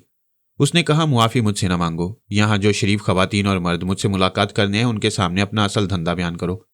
वो आहिस्ता आहिस्ता उठकर खड़ी हो गई। ऑडिटोरियम में बैठे हुए लोगों की तरफ मुंह करके सर झुकाते हुए बोली, मैं वो नहीं हूं जो नजर आती हूं। मैं बदकार लोगों के पास खूबसूरत लड़कियां पहुंच जाती हूं। उन लड़कियों के जरिए उनकी कमजोरियां मालूम करती हूं। उन कमजोरियों के जरिए सरमायादारों को ब्लैकमेल करती हूं। ये जो सरमायादार हजारों लाखों डॉलर मुझे चंदे के तौर पर देते हैं तो ये महज दिखावा है। दरअसल वो मेरी ब्लैकमेलिंग से मजबूर होकर इतनी रकमें देते हैं। मैं यहाँ के हुक्काम की कमजोरियों से भी वाकिफ हूँ। अगर इजाजत हो तो मैं उन हुक्काम की कमजोरियां बयान करूँ। शीबा ने कहा, यह मैं भी बयान कर सकती हूँ, लेकिन इसमें मेरे मुल्क की और मेरी मौजूदा हुकूमत की बदनामी होगी। मैं उन हुक्काम को खुद ही बेनकाब करूंगी और उन्हें उनके मौजूदा ओहदों से इतना नीचे गिरा दूंगी कि वो अवाम की नजरों से भी हमेशा के लिए गिर जाएंगे। उसकी बातों के दौरान एक और शख्स दौड़ता हुआ हॉल में दाखिल हुआ। वो इंटेलिजेंस का एक माना हुआ सुराग रसा था। उसने बड़ी आजिज़ी और इल्तिजा अमेज नजरों से शीबा को देखा। मैंने उसके दिमाग में कहा, तुम मेरे दुश्मन हो, मैं तुम्हें कभी मुआफ नहीं करूंगी। लिहाजा इससे पहले कि मैं तुम्हें दिमागी झटके पहुंचाऊं, बोलना शुरू कर दो। वह मजबूर होकर कहने लगा, मेरे हाथों में हथकड़ियां पहना दो, मुझे गोली मार दो। मैं इतराफ करता हूं अपने मुल्क की इंटेलिजेंस में रहकर एक ज़हीन सुराग रसां की हैसियत से नाम कमाने के बावजूद मैं सुपर मास्टर का आदमी हूं। दर पर्दा उसके लिए जासूसी करता हूं, यहाँ की अहम खबरें वहां तक पहुंचाता हूं। मैंने ये इतला भी पहुंचा दिया कि मिस शीबा यहाँ अगवा करके लाई गई हैं। आज रात 10 बजे नेशनल ऑडिटोरियम में उनकी आमद पर एक शानदार इस्तकबालिया दिया जाएगा। ऐसे वक्त में शीबा को अगवा करके किसी तरह भी सुपर मास्टर के मुल्क में पहुंचाया जा सकता है। चारों तरफ से शेम शेम, लानत लानत की आवाजें गूंजने लगी। उसके हाथों में हथकड़ियां डाल दी गई थीं। उसी वक्त फायरिंग की आवाज सुनाई दी। कहीं से गोली चलाई गई थी। वो गोली उसी सुराग रसां को लगी। वो जमीन पर गिरकर तड़पने लगा। दूसरी बार फायर की आवाज सुनाई दी। इस आवाज से पहले शीबा के लेडी बॉडीगार्ड ने उसे धक्का देकर गिरा दिया था। अगरचे शीबा को चोट पहुंची थी मगर वो बाल बाल बच गई थी, वरना दूसरी गोली उसके लिए थी। अचानक स्टेज की बत्तियां बुझ गईं। मैंने शीबा के दिमाग में पहुंचकर देखा, वो तारीकी में थी और वही लेडी बॉडीगार्ड उसे अपने कांधे पर उठाए एक तरफ दौड़ती जा रही थी। मेरी ख्याल ख्वानी का सिलसिला टूट गया। मैंने चौंक कर अपनी ख्वाबगाह के पिछले दरवाजे को देखा। वहां मखसूस अंदाज में दस्तक सुनाई दे रही थी। मैंने दबे कदमों वहां जाकर दरवाजे को आहिस्तगी से खोला। नीम तारीकी में एक औरत दिखाई दी। उसने खुद को चादर में छुपा रखा था। मैंने आहिस्तगी से कहा, अभी आ रहा हूं। मैं जूते वगैरह पहनने के लिए कमरे में आया। इसी दौरान ख्याल ख्वानी के जरिए शीबा की खबर ली। उस वक्त तक वह अपनी कार में पहुंच गई थी। कमांडो एक्स भी मौजूद था। मुझे उसकी तरफ से फिक्र नहीं थी। जिस कार के अंदर पहुंच गई थी वो बुलेट प्रूफ थी। कमांडो एक्स ड्राइव करता हुआ उसे रिहाइशगाह की तरफ ले जा रहा था। उसके आसपास दोनों लेडी बॉडीगार्ड्स उसकी हिफाजत के लिए बैठी हुई थी। मैंने कहा, फिक्र न करो, तुम आराम से अपनी रिहाइशगाह तक पहुंच जाओगी। मैं तुम्हारी खबर लेता रहूंगा। अभी मेरा दिमागी तौर पर हाजिर रहना जरूरी है। मैं फिर हाजिर हो गया। मैंने जूते वगैरह पहन लिए थे। वहां से दबे कदमों चलता हुआ पिछले दरवाजे की तरफ आया। फिर मैंने बाहर निकलकर दरवाजे को बंद कर दिया। मैं नहीं जानता था बाहर चादर में लिपटी हुई कौन थी। उसने मेरी तरफ हाथ बढ़ाया, मैंने हाथ थाम लिया। उसकी सूरत नजर नहीं आ रही थी, मगर हाथ की नरमी और गर्मी समझा रही थी कोई दोशीज़ा है। मैंने सरगोशी में पूछा, क्या आसपास मुसल्ला औरतें नहीं हैं? उसने जवाब में मेरे हाथ को अपनी तरफ खींचा, फिर एक तरफ लेकर चलने लगी, गोया वो बैसाखी थी और मैं उसके जरिए नामालूम रास्ते पर चल रहा था।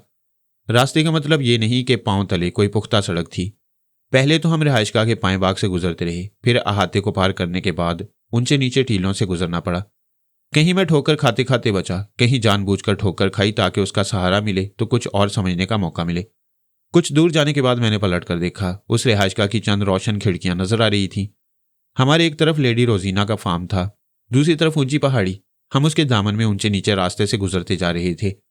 हमें कभी कभी ऊंचे पत्थरों पर चढ़कर दूसरी तरफ उतरना पड़ता था, कभी चट्टानों के साए से गुजरना पड़ता। आखिर बहुत दूर जाने के बाद वो रुक गई। मैंने पास वाली चट्टान पर बैठकर पूछा, रुकने की क्या जरूरत थी? अभी और ठोकरें खिलाती जाओ, मैं ये मानने को तैयार नहीं हूं कि तुम मेरी जुबान नहीं समझ रही हो। मैंने चुप होकर उसकी तरफ देखा। हमारे आसपास अंधेरा था। मेरे पास लेडी रोजीना की आंखें नहीं थी, ना ही एंटी डार्क लेंस था कि पहनकर उसकी सूरत देख लेता। शायद रोशनी होती तब भी वो नजर ना आती, क्योंकि चादर में लिपटी हुई थी। इस तरह चादर में उसे देखकर अचानक ही हदीका याद आ गई। वो मेरी जिंदगी की पहली और आखिरी लड़की थी जो असरार के पर्दों में आई थी, और पर्दे ही पर्दे में ऐसी रुखसत हुई थी कि फिर मुलाकात ना हो सकी। पता नहीं वो कहाँ होगी, किस साल में होगी। मैंने उसका तसव्वुर करते हुए अपने सामने वाली का हाथ थाम लिया। जवाबन वो दूसरे हाथ से मेरे हाथ को थामकर उंगलियों की इशाराती जुबान से समझाने लगी। मैं समझ रहा था अभी हमें इस पहाड़ी पर कुछ बुलंदी तक चढ़ना है। मैंने अपनी जुबान से कहा, मैं कैसे चढ़ सकता हूँ, यहाँ तारीकी है, तुम किस तरह रास्ता समझ लेती हो? उसने फिर इशाराती जुबान से कहा, मैंने आंखों पर एंटी डार्क लेंस पहन रखा है, इसीलिए चादर ओढ़ रखी है ताकि दूर से किसी मुसल्ला औरत को मेरी चमकती हुई आंखें नजर न आए। मेरे लिए भी एक एंटी डार्क लेंस लाना चाहिए था। मैं उसे आंखों पर चढ़ाकर तुम्हारी चादर में छुप जाता। हम दोनों इसी तरह अपने सरों को चादर में छुपाए उस पहाड़ी पर चढ़ जाते। उसने जवाब में मेरे एक हाथ पर कुछ रखा। मैंने देखा वो एंटी डार्क गॉगल्स था। उसके शीशे अंधेरे में चमक रहे थे। मैंने उसे पहन लिया। इस दौरान उस लड़की ने मेरे सर पर चादर डाल दी। अब कोई दूर से देखता तो मेरी चमकती हुई आंखें नजर न आती। मुझे साफ तौर पर नजर आ रहा था। सबसे पहले तो मैंने उस नजर से फायदा उठाकर उसे देखा जो मेरे बिल्कुल करीब थी। अच्छी थी, रंगो रूप में फूल थी, पत्थर नहीं थी। वो आगे बढ़ने लगी तो मैं पीछे रह गया। चादर आगे पीछे हो गई। मैं जब आगे बढ़ता हुआ उसके बराबर हुआ तो वह चंद कदम चलने के बाद पीछे हो गई। मेरी तरह कदम नहीं बढ़ा सकती थी। हम ऊंचाई पर चढ़ रहे थे। मैंने कहा, अगर रास्ता हमवार होता तो आगे पीछे हो जाते। इस बुलंदी पर चढ़ने के लिए हमें एक साथ कदम उठाना होगा, एक साथ आगे बढ़ना होगा। इसके लिए जरूरी है कि हम एक दूसरे के साथ रहें। इस तरह मैंने उसके बाजू में हाथ डाला। वो करीब आ गई। फिर उसे भी मेरा सहारा लेना पड़ा। पहले वो मेरी बैसाखी थी, अब मैं उसे सहारा देकर बुलंदी की तरफ चढ़ता जा रहा था। हमें ज्यादा ऊपर नहीं जाना पड़ा। तकरीबन 25 फुट की बुलंदी पर पहुंचकर वो रुक गई, हाँफने लगी। बारिश में भीगी हुई चिड़िया, सहमी हुई कबूतरी और थकी हुई औरत बहुत प्यारी लगती है। वो वहां एक जगह बैठकर गहरी गहरी सांसें ले रही थी। अगरचे हम ज्यादा बुलंदी पर नहीं थे, आसमान हमसे दूर था, ताहम टिमटिमाते हुए सितारे आसपास नजर आ रहे थे। यूं लग रहा था मेरी रहनुमाई करने वाली मुझे सितारों की दुनिया में ले आई है। उसकी आंखों पर एंटी डार्क गॉगल्स थे, उनमें भी सितारे चमक रहे थे। ऐसे गॉगल्स दो तरह के होते हैं। उन्हें पहनने के बाद हर चीज तारीकी में नीली नीली सी नजर आती है, या फिर हर शय सुर्ख दिखाई देती है। वह भी सुर्ख नजर आ रही थी, जैसे एक लहकते हुए शोले को तराशकर हाँपता कांपता मुजस्मा बनाकर मेरे सामने पहुंचा दिया गया हो। वो गॉगल्स के पीछे मुझे देख रही होगी। उसके लब खामोश थे। साज खामोश ही रहता है, कोई छेड़े तो बोलता है और सुर में बोलता है। आखिर वो भी बोलने लगी, मगर उसकी जुबान समझ में नहीं आ रही थी। मैंने कहा, जुबान यार मन तुर्की व मन तुर्की नमी दानम। मेरे यार की जुबान तुर्की और मैं तुर्की नहीं जानता। इस बात पर वो उंगलियों के इशारे से अपनी बात समझाने लगी। वो कह रही थी, यहां से 2 कदम आगे बढ़ो, एक छोटा सा गार दिखाई देगा, हमें उसके अंदर जाना है। मास्टर की वहीं लेडी रोजीना से मिलने आएगा। उसके आने से पहले हमें वहां छुप कर रहना होगा। तुम मेरी बातों का जवाब देती आ रही हो, इसका मतलब है मेरी जुबान समझती हो मगर बोलना नहीं चाहती। वो कोई जवाब दिए बगैर आगे बढ़ गई। मैंने उसके साथ चलते हुए 2-4 कदम के फासले पर एक गड्ढा देखा। बज़ाहिर तो वो एक खंदक सी दिखाई देती थी, मगर वो गार का धाना था।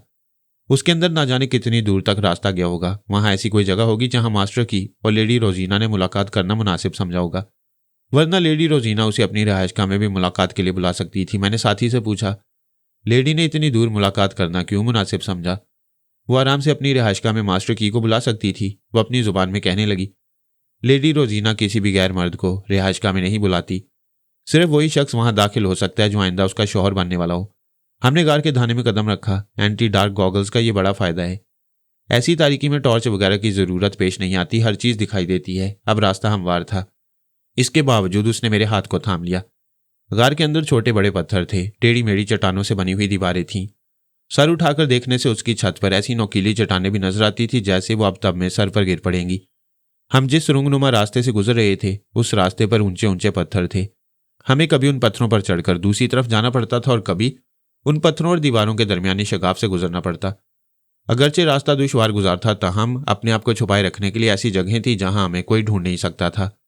हम उस गार में तकरीबन 100 गज के फासले पर चलते गए। फिर एक कुशादा सी जगह आई, जैसे पत्थरों को तराश कर एक छोटा सा हॉल बना दिया गया हो।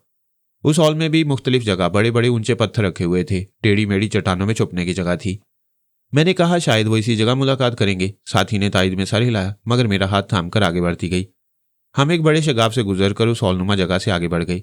वो मेरा हाथ छोड़कर एक चट्टान पर चढ़ने लगी। इसके बाद मैं उस चट्टान पर आ गया, लेकिन यह पहली चढ़ाई नहीं थी।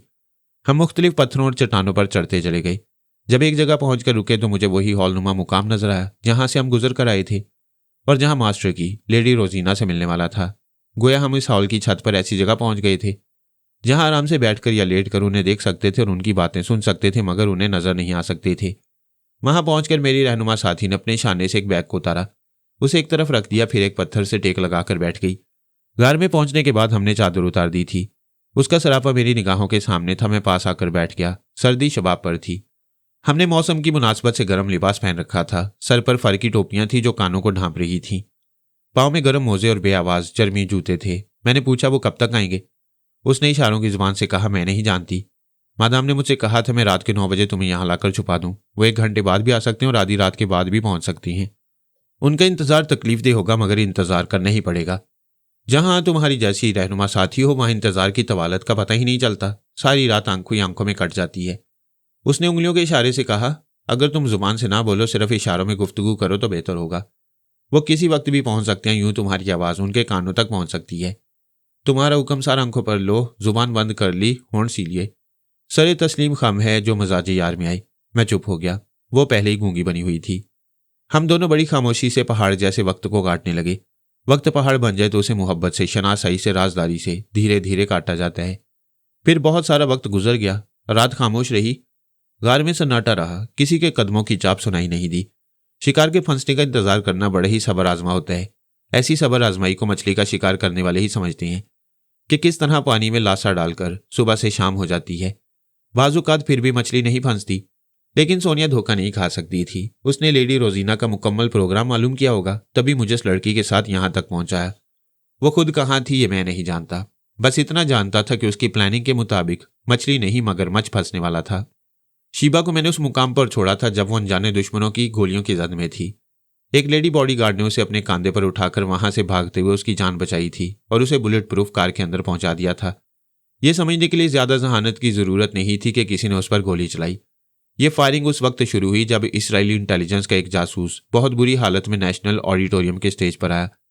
अपनी गलती की माफी चाहिए थी। उसे शीबा के इस्तकबाल के लिए आना चाहिए था, लेकिन वो महज इसी डर से नहीं आ रहा था उसका राज फाश हो जाता। आखिर वही हुआ। टेलीपैथी ने भांडा फोड़ दिया। उसे स्टेज पर आकर एतराफ करना पड़ा कि बज़ाहिर वो इसराइली इंटेलिजेंस का एक यहूदी ज़हीन सुराग रसा है, लेकिन सुपर मास्टर के लिए काम करता है। और उसने ये तलब पुरस्रार सुपर मास्टर तक पहुंचा दी है कि शीबा को अगवा करके तिल अबैब पहुंचा दिया गया है। नेशनल ऑडिटोरियम में यकीनन सुपर मास्टर के दूसरे आदमी छुपे हुए थे। वो भला ये कैसे बर्दाश्त करते कि उनका भेद खुल जाए। लिहाजा उन्होंने फायरिंग शुरू कर दी। इस तरह फायरिंग के जरिए वो लोगों में खलबली पैदा करना चाहते थे। पहली ही फायरिंग पर वो यहूदी जासूस चकरा कर गिरा तो भगदड़ मच गई। स्टेज की लाइट ऑफ हो गई थी। वो इसी हलचल, इसी हंगामे में शीबा को अगवा करना चाहते होंगे, मगर उन्हें नाकामी हुई थी। वो बाहिफाजत बखैरियत अपनी रिहाइशगाह में पहुंच गई। तिलबैब में रात के 3 बज चुके थे। मैंने सोचा शायद वो सो रही होगी, उसके दिमाग में जाऊंगा। अगर ख्वाबीदा हुई तो चुपचाप चलाऊंगा, मगर वो जाग रही थी, बेचैन सी थी। हालांकि शाहाना तर्ज का बिस्तर था, खूबसूरत सी सजी हुई ख्वाबगाह थी, कनीजें सुलाने को मौजूद थीं। मौसीकी का ऐसा इंतजाम था कि वो जिस तर्ज के गाने सुनकर सोना चाहती वो सब मुहैया कर दिए जाते। फिर भी उसे नींद नहीं आ रही थी, उसकी सोच ने बताया। वो जगह अजनबी सी लग रही और अजनबी माहौल में नींद नहीं आती। मैंने उसे मुखातिब करते हुए कहा सोने की कोशिश करो, रात भर जागना मुनासिब नहीं। मैं बहुत कोशिश कर चुकी हूं।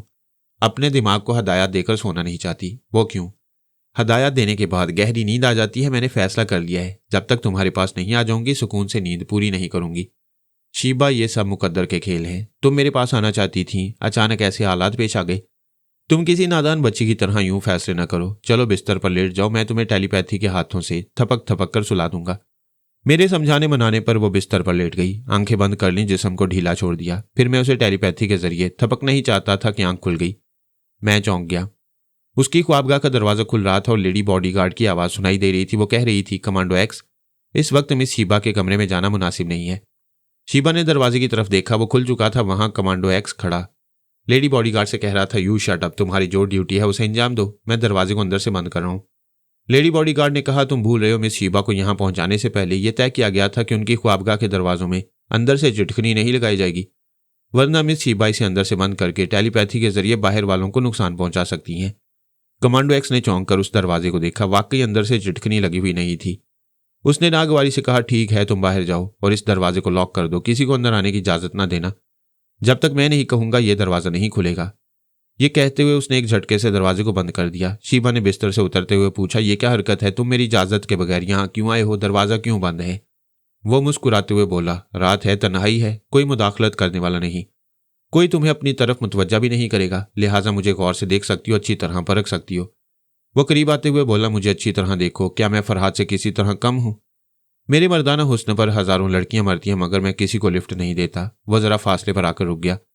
फिर शीबा के चारों तरफ परवाने की तरह घूमने लगा। आहिस्ता आहिस्ता चलते हुए कहने लगा, मैंने सोच रखा था किसी ऐसी लड़की से शादी करूंगा जो मेरी हम पल्ला हो। यह तो मानी हुई बात है, कोई औरत मुझ जैसे शाहजोर की बराबरी नहीं कर सकती, मगर इल्म हुनर में दूसरी सलाहियतों में मुझसे बढ़कर हो सकती है।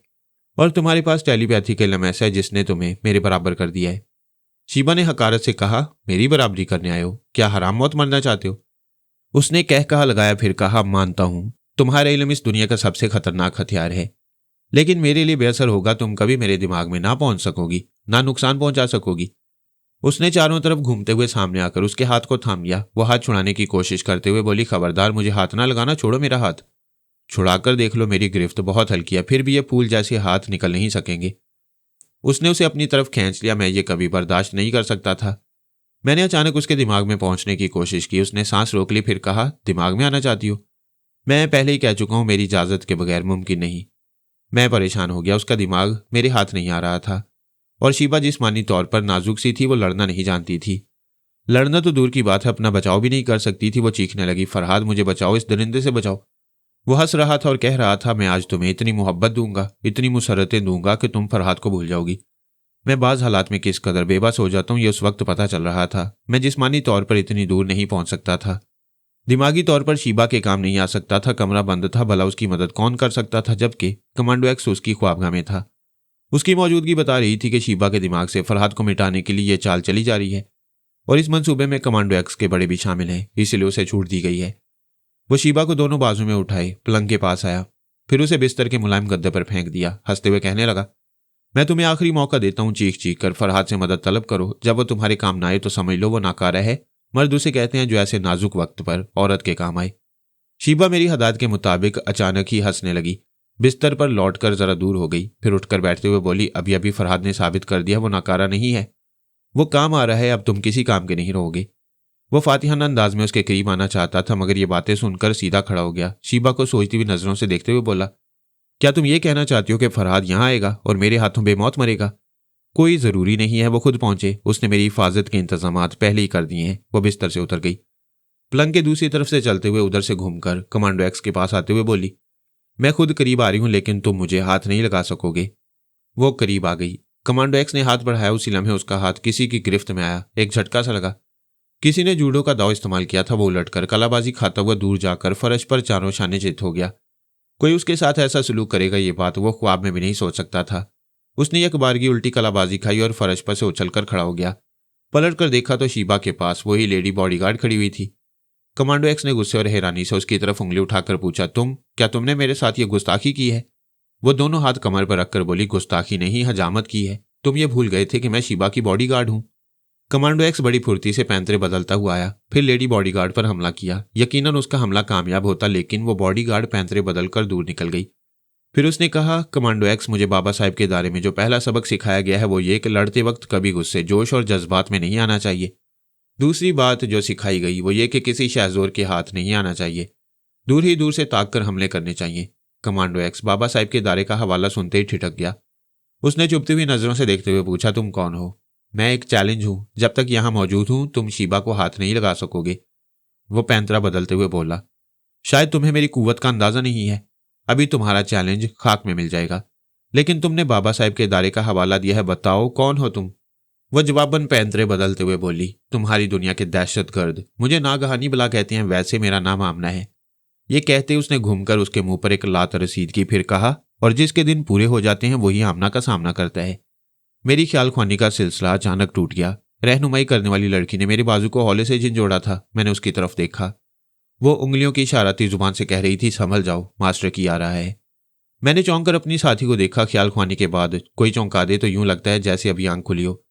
कुछ सोचने समझने और संभलने के लिए जरा मोहलत दरकार होती है। वैसे संभलने में देर नहीं लगी। पलक झपकने से पहले मैं शीबा और आमना के पास था। आमना को कमांडो एक्स से दो दो हाथ करते देख रहा था और पलक झपकने के बाद दिमागी तौर पर हाजिर हो गया। मेरी साथी ने फिर इशारों की जुबान से कहा, मास्टर की आ रहा है। मैंने भी सरगोशी में कहा, लेट जाओ वरना वो हमें देख सकती हैं। उसने मेरी हदायत पर अमल किया। हम दोनों ही उस चट्टान पर लेट गए। वो चट्टान ऐसी थी जैसे किसी इमारत की टेरेस का कुछ हिस्सा बाहर की तरफ निकला हुआ हो। हम उस गार के अंदर थे और वो कुदरती टेरेस हमारे बड़े काम आ रही थी। हम औंधे लेटकर आहिस्ता आहिस्ता रेंगते हुए उसके आखिरी सिरे पर पहुंच गए। नीचे गार में कोई नजर नहीं आ रहा था, लेकिन कदमों की दबी दबी आवाज सुनाई दे रही थी। सोनिया की इतला गलत नहीं हो सकती थी। यकीनन मास्टर की आ रहा होगा। उसके चैलेंज के मुताबिक हमारी टेलीपैथी उसका कुछ नहीं बिगाड़ सकती थी। उसने दावा किया था मेरे हाथ पांव तोड़कर मुझे माजूर बनाकर दुनिया वालों के सामने मेरा इबरतनाक अंजाम पेश करेगा। ऐसे दावे करने वाले यकीनन हाथ पांव का मजबूत होगा। यूं भी योगा में महारत हासिल करने वाले जिस्मानी और दिमागी तौर पर सेहतमंद और ताकतवर होती हैं। अब देखना यह था कि वो किस कदर हमारे काबू में आ सकते हैं। इस सिलसिले में यकीनन सोनिया ने भी कुछ सोच रखा होगा। मैंने लेटे ही लेटे सर आगे बढ़ाकर देखा। नीचे गार के हॉलनुमा हिस्से में दो मुसल्ला औरतें नजर आईं। लेडी रोजीना के फॉर्म की औरतें फौजी तर्ज का मखसूस लिबास पहनती थीं। उस वक्त भी वो मखसूस वर्दी में थीं। उनके शानों पर स्टेन गन्ने लटक रही थी। इसके बाद और मुसल्ला औरतें आने लगी।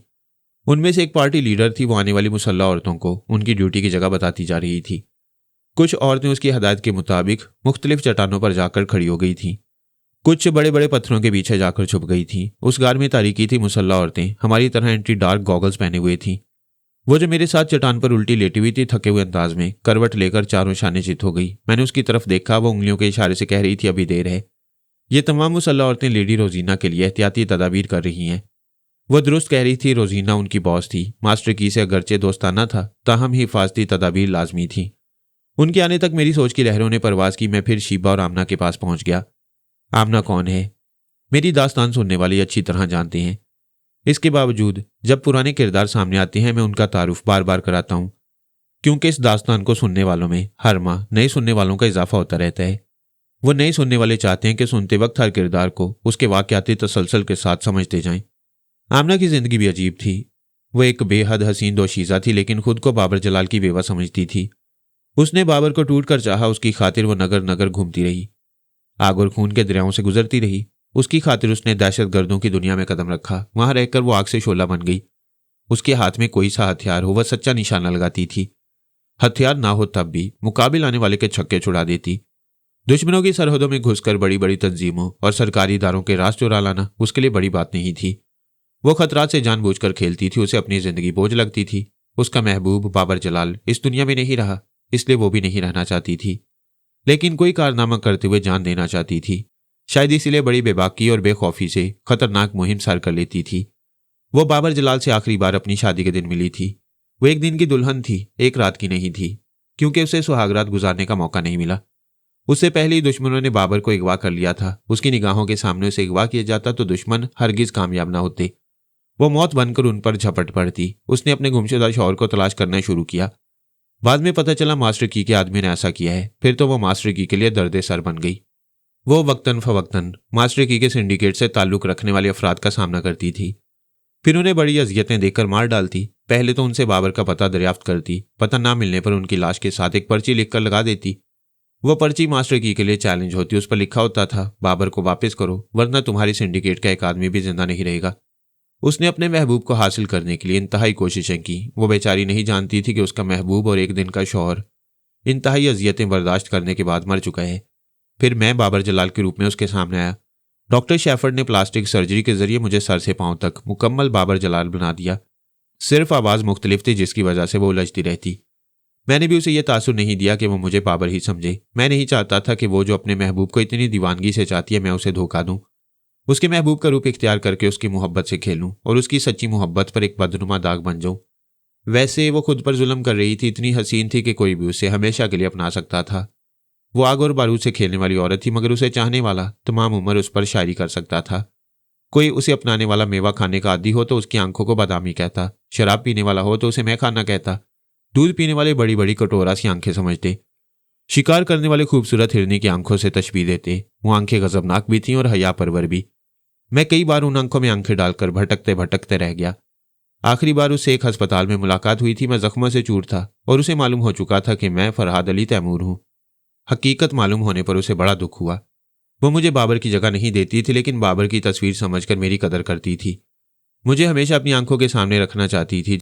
जब वो आखिरी बार मेरे पास आई तो मैंने मोहब्बत और हमदर्दी से कहा, आमना मेरे पास आओ, इतनी उदास क्यों हो। वो आहिस्ता आहिस्ता चलती हुई मेरे बिस्तर के पास आई। मुझे ऐसी नजरों से देखा था जैसे अपने बाबर को ढूंढ रही हूं। मैंने उसे समझा दिया, मैं तुम्हें सारी हकीकत बता चुका हूं। तुमने कहा था मैं बाबर ना सही उसकी जिंदा तस्वीर हूं। जब अपने इस दुनिया से उठ जाते हैं तो तसल्ली के लिए उनकी तस्वीरों को दीवार पर आवेजा किया जाता है। उनकी याद ताज़ा होती रहती है।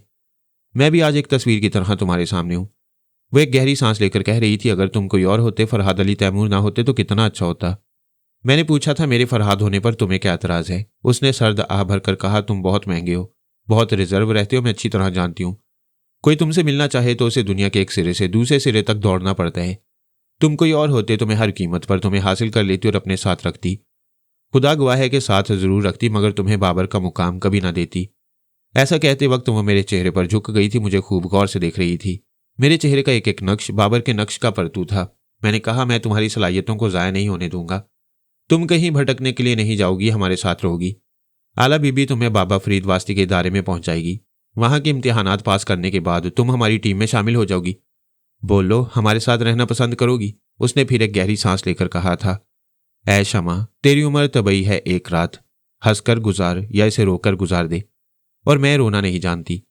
हंसते हंसते पहाड़ जैसी जिंदगी गुजारूंगी। इससे ज्यादा मुनासिब और क्या हो सकता है कि मुझे बाबा फरीद वास्ती साहब के इदारे में जगह मिल जाए और मैं तुम लोगों में शामिल हो जाऊं। वो दिन है और आज का दिन आमना हमारे साथ रही। वो 3 माह तक इदारे में रहकर इंसानी नफ्सियात की स्टडी करती रही।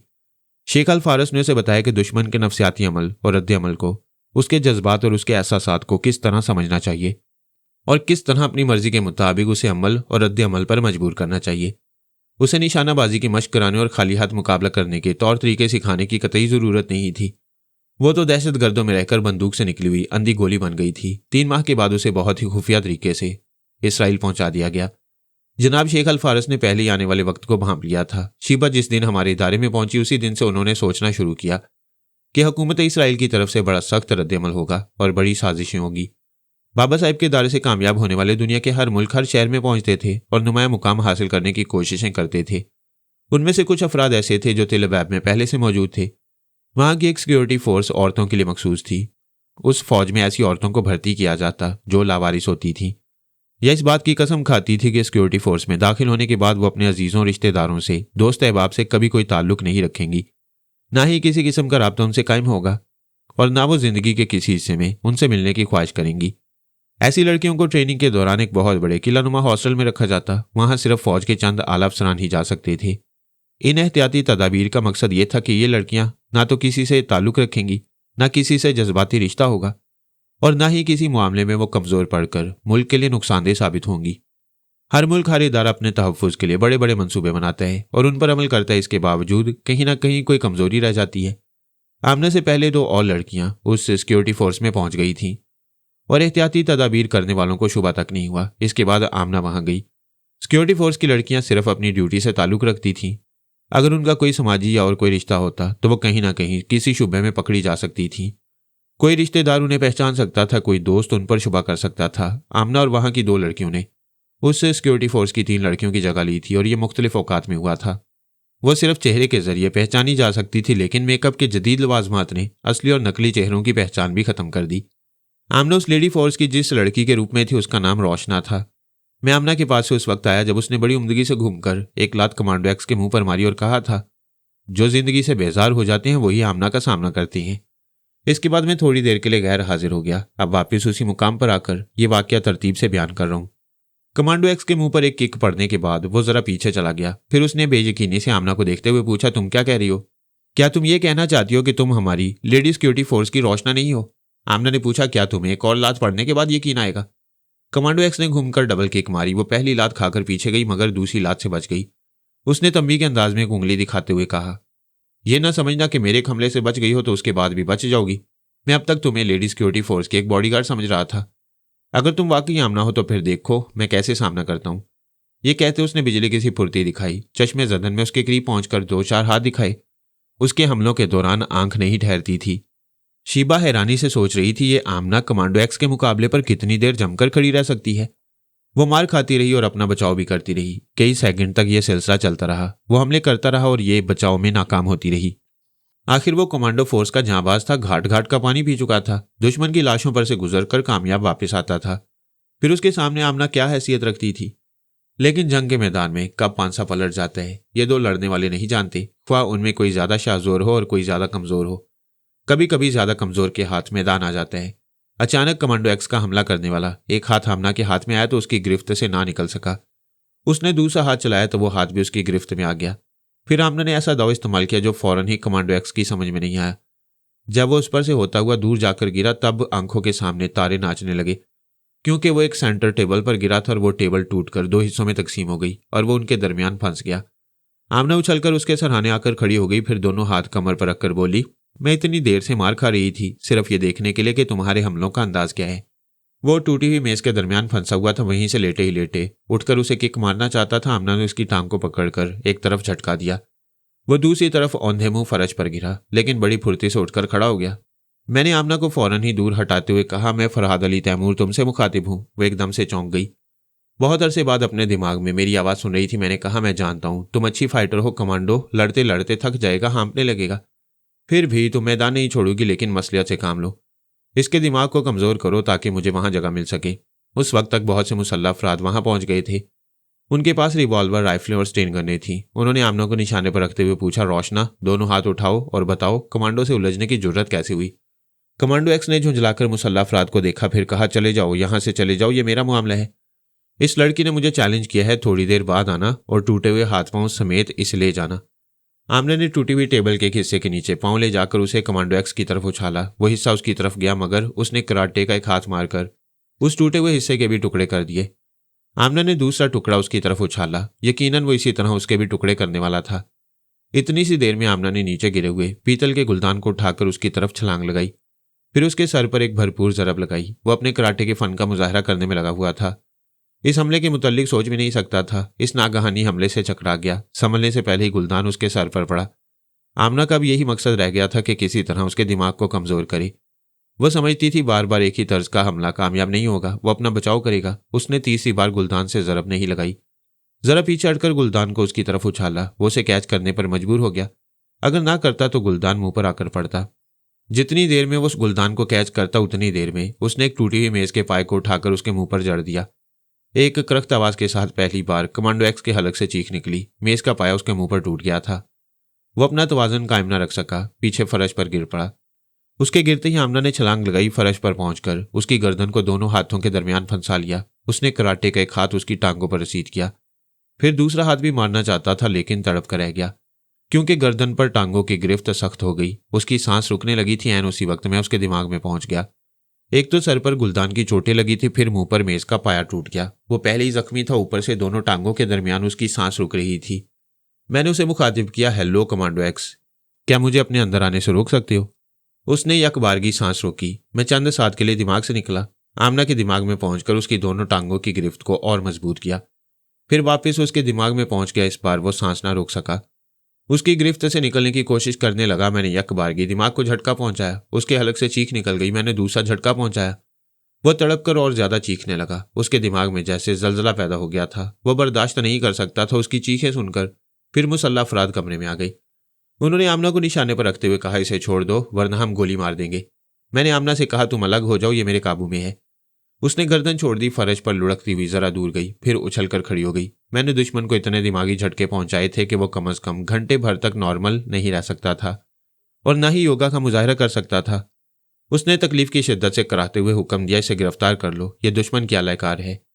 मुसल्लह अफराद ने आमना को चारों तरफ से घेर लिया। शीबा ने कहा, रुक जाओ, इसे छोड़ दो, ये दुश्मन की आलाकार नहीं, मेरी मुहाफिज है। कमांडो एक्स ने कहा, तुम्हारी हिफाजत की जिम्मेदारी हम पर है। तुमने कितनी हिफाजत की है मैंने देख लिया है। अब मैं किसी पर एतमाद नहीं कर सकती। आमना मेरे पास 24 घंटे रहेगी।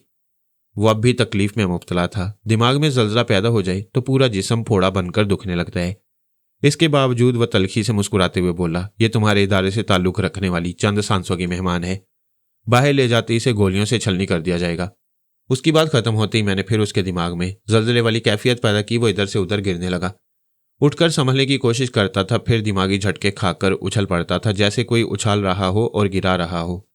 वह तड़प तड़प कर कह रहा था, मुझे छोड़ दो, मेरे दिमाग से चले जाओ, ये कोई जमा मर्दी नहीं। अगर मर्द हो तो सामने आकर मुलाकात करो। तुम कितने मर्द हो ये मैंने आमना से मुकाबला करते वक्त देख लिया है। यह खबर आला हुक्काम तक पहुंच गई थी कि शीबा की एक लेडी बॉडीगार्ड बाबा साहब के इदारे से ताल्लुक रखती है। जब कमांडो एक्स ने मिस शीबा से ज्यादती की तो वो लेडी बॉडीगार्ड आमना के नाम से जाहिर हो गई थी। कमांडो एक्स की सोच कह रही थी, यह खबर हमारी लास्ट लाइन तक भी पहुंच चुकी है, मगर अभी तक कमांडो वाई ने ना तो मुझसे राब्ता कायम किया है और ना ही मुझे टेलीपैथी से महफूज रखने के लिए कोई तरीकेकार इख्तियार किया है। उसने आगे बढ़कर स्विच बोर्ड के एक बटन को दबाया। उसकी सोच बता रही थी कि इस बटन को दबाते ही वो स्पीकर ऑन हो जाता है जिसके जरिए लास्ट लाइन से राब्ता कायम कर सकता है। फिर उसने यही किया। छत की तरफ देखते हुए कहने लगा, मैं कमांडो वाई से मुखातिब हूं। शायद मेरा आखिरी वक्त आ चुका है। मैं टेलीपैथी का शिकार होकर नहीं मरना चाहता। मुझे गोली मार दी जाए लेकिन इस लेडी बॉडीगार्ड को भी जिंदा ना छोड़ा जाए। शीबा को फरहाद अली तैमूर की तमाम साथियों से दूर रखने के लिए हमें बड़े से बड़ा नुकसान बर्दाश्त करना होगा। शीबा ने नागवारी से कहा, तुम मुझे फरहाद और उसकी साथियों से दूर रख सकते हो लेकिन इस तरह टेलीपैथी का खतरा कभी दूर नहीं होगा। फरहाद नहीं होगा तो मैं यही हथियार तुम लोगों पर इस्तेमाल करूंगी, इसलिए कि तुम में से किसी पर मुझे एतमाद नहीं रहा। कमांडो वाई की आवाज़ सुनाई दी, मिस शीबा, हमें अफसोस है, कमांडो एक्स ने तुम्हारे साथ जो किया उसकी सज़ा उसे मिलेगी और वो सज़ा मौत होगी। तुम खुद इससे इंतकाम ले सकती हो। इसके दिमाग का दरवाज़ा टेलीपैथी के लिए खुल चुका है। यह तुम्हारे सामने बेबस और मजबूर रहेगा। मैंने शीबा की जुबान से कहा, कमांडो वाई, ये पहला दरवाज़ा खुला है, इसके बाद तुम सब बेनकाब होते जाओगे। अपने तौर पर जो हिफाजती तदाबीर कर सकते हो करते रहो। तुम लोगों ने मुझे फरहाद से दूर रखने के लिए बड़ी घिनौनी चाल चली। तुमने सोचा था मेरे जज्बात कमांडो एक्स से वाबस्ता हो जाएंगे, मैं फरहाद को भूल जाऊंगी। ये तुम सबकी भूल है। मोहब्बत इस जहान से दूसरे जहान पहुंच जाती है, दुनिया बदल देती है मगर महबूब नहीं बदलती। फिर मैंने आमना की जुबान से कहा, कमांडो भाई, तुमने मुझे ताना दिया था कि मेरी फौज में सिर्फ औरतें, और मैंने जवाबन कहा था कि दुश्मनों को अपने हाथों से शिकस्त देना कमाल नहीं है। बात तो तब है कि औरतों के जरिए शिकस्त दी जाए और उनके सर शर्म से झुका दिए जाएं। मेरी जिंदगी में आने वाले बेशुमार दुश्मनों में से बहुत कम ऐसे हैं जिन्होंने बराह रास्त मेरे हाथों शिकस्त खाई है, वरना मेरी साथी औरतों ने उन्हें मुंह दिखाने के काबिल नहीं छोड़ा। इसका एक नमूना अभी तुम्हारे सामने पेश हो चुका है। कमांडो एक्स के बाद तुम्हारी बारी है। मेरी साथी औरतों से जितनी दूर रह सकते हो और उन्हें किसी तरह छेड़े बगैर अपना बचाव कर सकते हो तो करते रहो, वरना आने वाला कोई भी लम्हा तुम्हारे दिमाग के दरवाजे हमारे लिए खोल देगा, जैसे आमना मेरे लिए एक दरवाजा खोल चुकी है। शीबा ने कहा, मैं लास्ट लाइन के तमाम अफसरान को मुखातिब कर रही हूँ, मेरी बात तवज्जो से सुनी जाए। अगर आप ये चाहते हैं कि मैं एक यहूदी होने के नाते अपनी कौम और अपने मुल्क के काम आती रहूं तो मेरे हुक्म की तामील लाजमी है। मेरा पहला हुक्म यह है कि आमना पर कोई आंच ना आए और ये मेरे साथ मेरी मुहाफिज बनकर रहा करे। वो शीबा को नाराज नहीं कर सकते थे, अभी उससे बड़े काम लेने थे। उसकी टेलीपैथी की सलाहियतों से हर मुमकिन फायदे हासिल करने थे। कमांडो भाई की आवाज़ सुनाई दी, मिस शीबा, तुम्हारा हुक्म सार आंखों पर, हम तुम्हें नाराज नहीं करना चाहते। ये बकवास है। मेरी खुशी मंजूर थी तो कमांडो एक्स को बेडरूम में क्यों भेजा गया था? यकीन करो, हम कमांडो एक्स की नीयत से वाकिफ नहीं थे। उसने यह शरारत की, इसकी सजा टेलीपैथी के जरिए भी मिली और हमसे भी मिलेगी, मैंने आमना के जरिए कहा। शीबा सियासी चालों को अच्छी तरह नहीं समझती, लेकिन मैं नादान नहीं हूं। इतना जानता हूं कि हर मुल्क के कमांडोज हुक्म के गुलाम होते हैं। अफसराने बाला के हुक्म के बगैर अपनी मर्जी से एक कदम भी नहीं उठाते। कमांडो एक्स ने वही किया जो तुम लोगों की प्लानिंग थी, लिहाजा अपनी इस गलती को, अपने इस घिनौने जुर्म को तस्लीम कर लो। मिस्टर फरहाद, तुम शीबा को हमारे खिलाफ भड़का रहे हो। हम कसम खाकर कहते हैं इस कमरे में जो कुछ हुआ उसके जिम्मेदार हम नहीं हैं। हमने आइंदा शीबा का एतमाद हासिल करने के लिए फैसला किया है कि कोई शख्स मिस शीबा के करीब नहीं जाएगा। शीबा ने कहा, सिर्फ करीब आने की बात नहीं है, मेरी इजाज़त के बगैर कोई शख्स मेरे सामने नहीं आएगा। तुम जो चाहोगी वही होगा। फिर उसने मुसल्लह अफराद को हुक्म दिया, लेडी आमना को छोड़ दिया जाए, ये मिस शीबा के साथ रहा करेंगी, हमें कोई एतराज़ नहीं। फिर उसने हुक्म दिया कि वो कमांडो एक्स को हिरासत में लेकर इस ख्वाबगाह से बाहर चले जाएं। शीबा ने कहा, मैं चाहती हूँ कि कमांडो एक्स को गोली ना मारी जाए, इसे जिंदा रखा जाए। कमांडो वाई की आवाज़ सुनाई दी, मिस शीबा, आप ऐसा हुक्म ना दें जिसकी तामील मुमकिन ना हो या जिससे आपके मुल्क को नुकसान पहुंचता हो। शीबा ने हैरानी से पूछा, कमांडो एक्स के जिंदा रहने से मुल्क को कैसे नुकसान पहुंच सकता है? अब फरहाद अली तैमूर जब चाहेगा उसके दिमाग में पहुंचकर खुफिया मालूमात हासिल करेगा। हम इसे ज्यादा देर तक जिंदा नहीं रख सकते। ये तुम्हारे मुल्क के मुफाद में है। प्लीज इसकी सजाए मौत को बदलने का हुक्म ना दो। मैंने शीबा से कहा, इस कमबख्त को मरने दो, मैं दूसरे जराए से मालूमात हासिल करता रहूंगा। वो खामोश रही। मुसल्लह अफराद कमांडो एक्स को हिरासत में लेकर चले गए। ख्वाबगाह में सिर्फ शीबा और आमना रह गई। कमांडो भाई ने कहा, मिस शीबा, मैं आपसे अर्ज करता हूँ आप ये ख्याल दिल से निकाल दें कि हम आपकी इज्जत आबरू के दुश्मन हैं। भले ये कैसे मुमकिन है? तुम हमारी कौम की बेटी हो, तुम्हारी इज्जत हमारी इज्जत है, हम बेगैरत नहीं है। तुम्हारे कमरे में कमांडो एक्स खुद अपनी मर्जी से या शैतान के बहकाने से आया था। शीबा आहिस्ता आहिस्ता चलते हुए आमना के पास गई। फिर उसके चेहरे को दोनों हाथों में लेकर कहा, कमांडो भाई, क्या तुमने आमना को नहीं देखा? मैं एक औरत होकर यह तस्लीम करती हूँ कि ये मुझसे ज्यादा खूबसूरत है, पुरकशिश है। फिर कमांडो एक्स इसकी तरफ क्यों नहीं आया? मुझे बर्बाद क्यों करना चाहता था? मुझे नादान ना समझो और अपनी माजरत अपने पास रखो। मैं बहस करना नहीं चाहती, आराम करना चाहती हूँ। फिर उसने सोच के जरिए पूछा, फरहाद, क्या तुम मेरे पास हो? हाँ, बोलो। अब तुम्हें सोचना है कि ये लोग आमना को कब तक बर्दाश्त कर सकती हैं। जब तक तुम चाहोगी वो बर्दाश्त करने पर मजबूर रहेंगे। वो तुम्हें नाराज नहीं होने देंगे। ये कोई ऐसी चाल चल सकती हैं जिसकी हम तवक्को ना करते हों। ये मुमकिन है। सोची समझी साजिशों के मुताबिक आमना को खाने पीने की चीज़ों में ऐसी ज़रर रसान दवा मिलाकर दे सकते हैं जो इसे दिमागी या जिस्मानी तौर पर कमज़ोर बना दे। अगर जिस्मानी तौर पर कमज़ोर होगी तो बीमार रहेगी, अस्पताल में ज़ेर इलाज रहेगी। इस तरह वो इसे आर्जी तौर पर तो तुमसे दूर कर देंगे। अगर दिमागी तौर पर कमज़ोर हुई तो हिप्नोटिज्म के ज़रिए से मामूला बनाया जाएगा और इसके दिमाग में ऐसी बातें नक्श कर दी जाएंगी जो हमारे खिलाफ होंगी। मेरी हदायत पर शीबा यही बातें बुलंद आवाज़ से कहने लगी ताकि कमांडो वाई सुन सके। आमना ने कहा, शीबा, मेरी फिक्र न करो, मैं मोहतात रहूंगी। मुझ पर तनवीमी अमल आजमाया गया तो ये बात फरहाद से छुपी नहीं रहेगी। इसके बाद तुम दोनों टेलीपैथी जानने वाले जैसी जवाबी कार्रवाई करोगे उसका अंदाज़ा लास्ट लाइन के कमांडो वाई को अच्छी तरह होना चाहिए। मुझे अपने साथी की तरफ से इशारा मौसूल हो रहा था। मैंने शीबा और आमना के दिमाग में बारी बारी पहुंचकर कहा, थोड़ी देर के लिए जा रहा हूं, मोहतात रहना। मैं दिमागी तौर पर अपनी जगह हाजिर हो गया।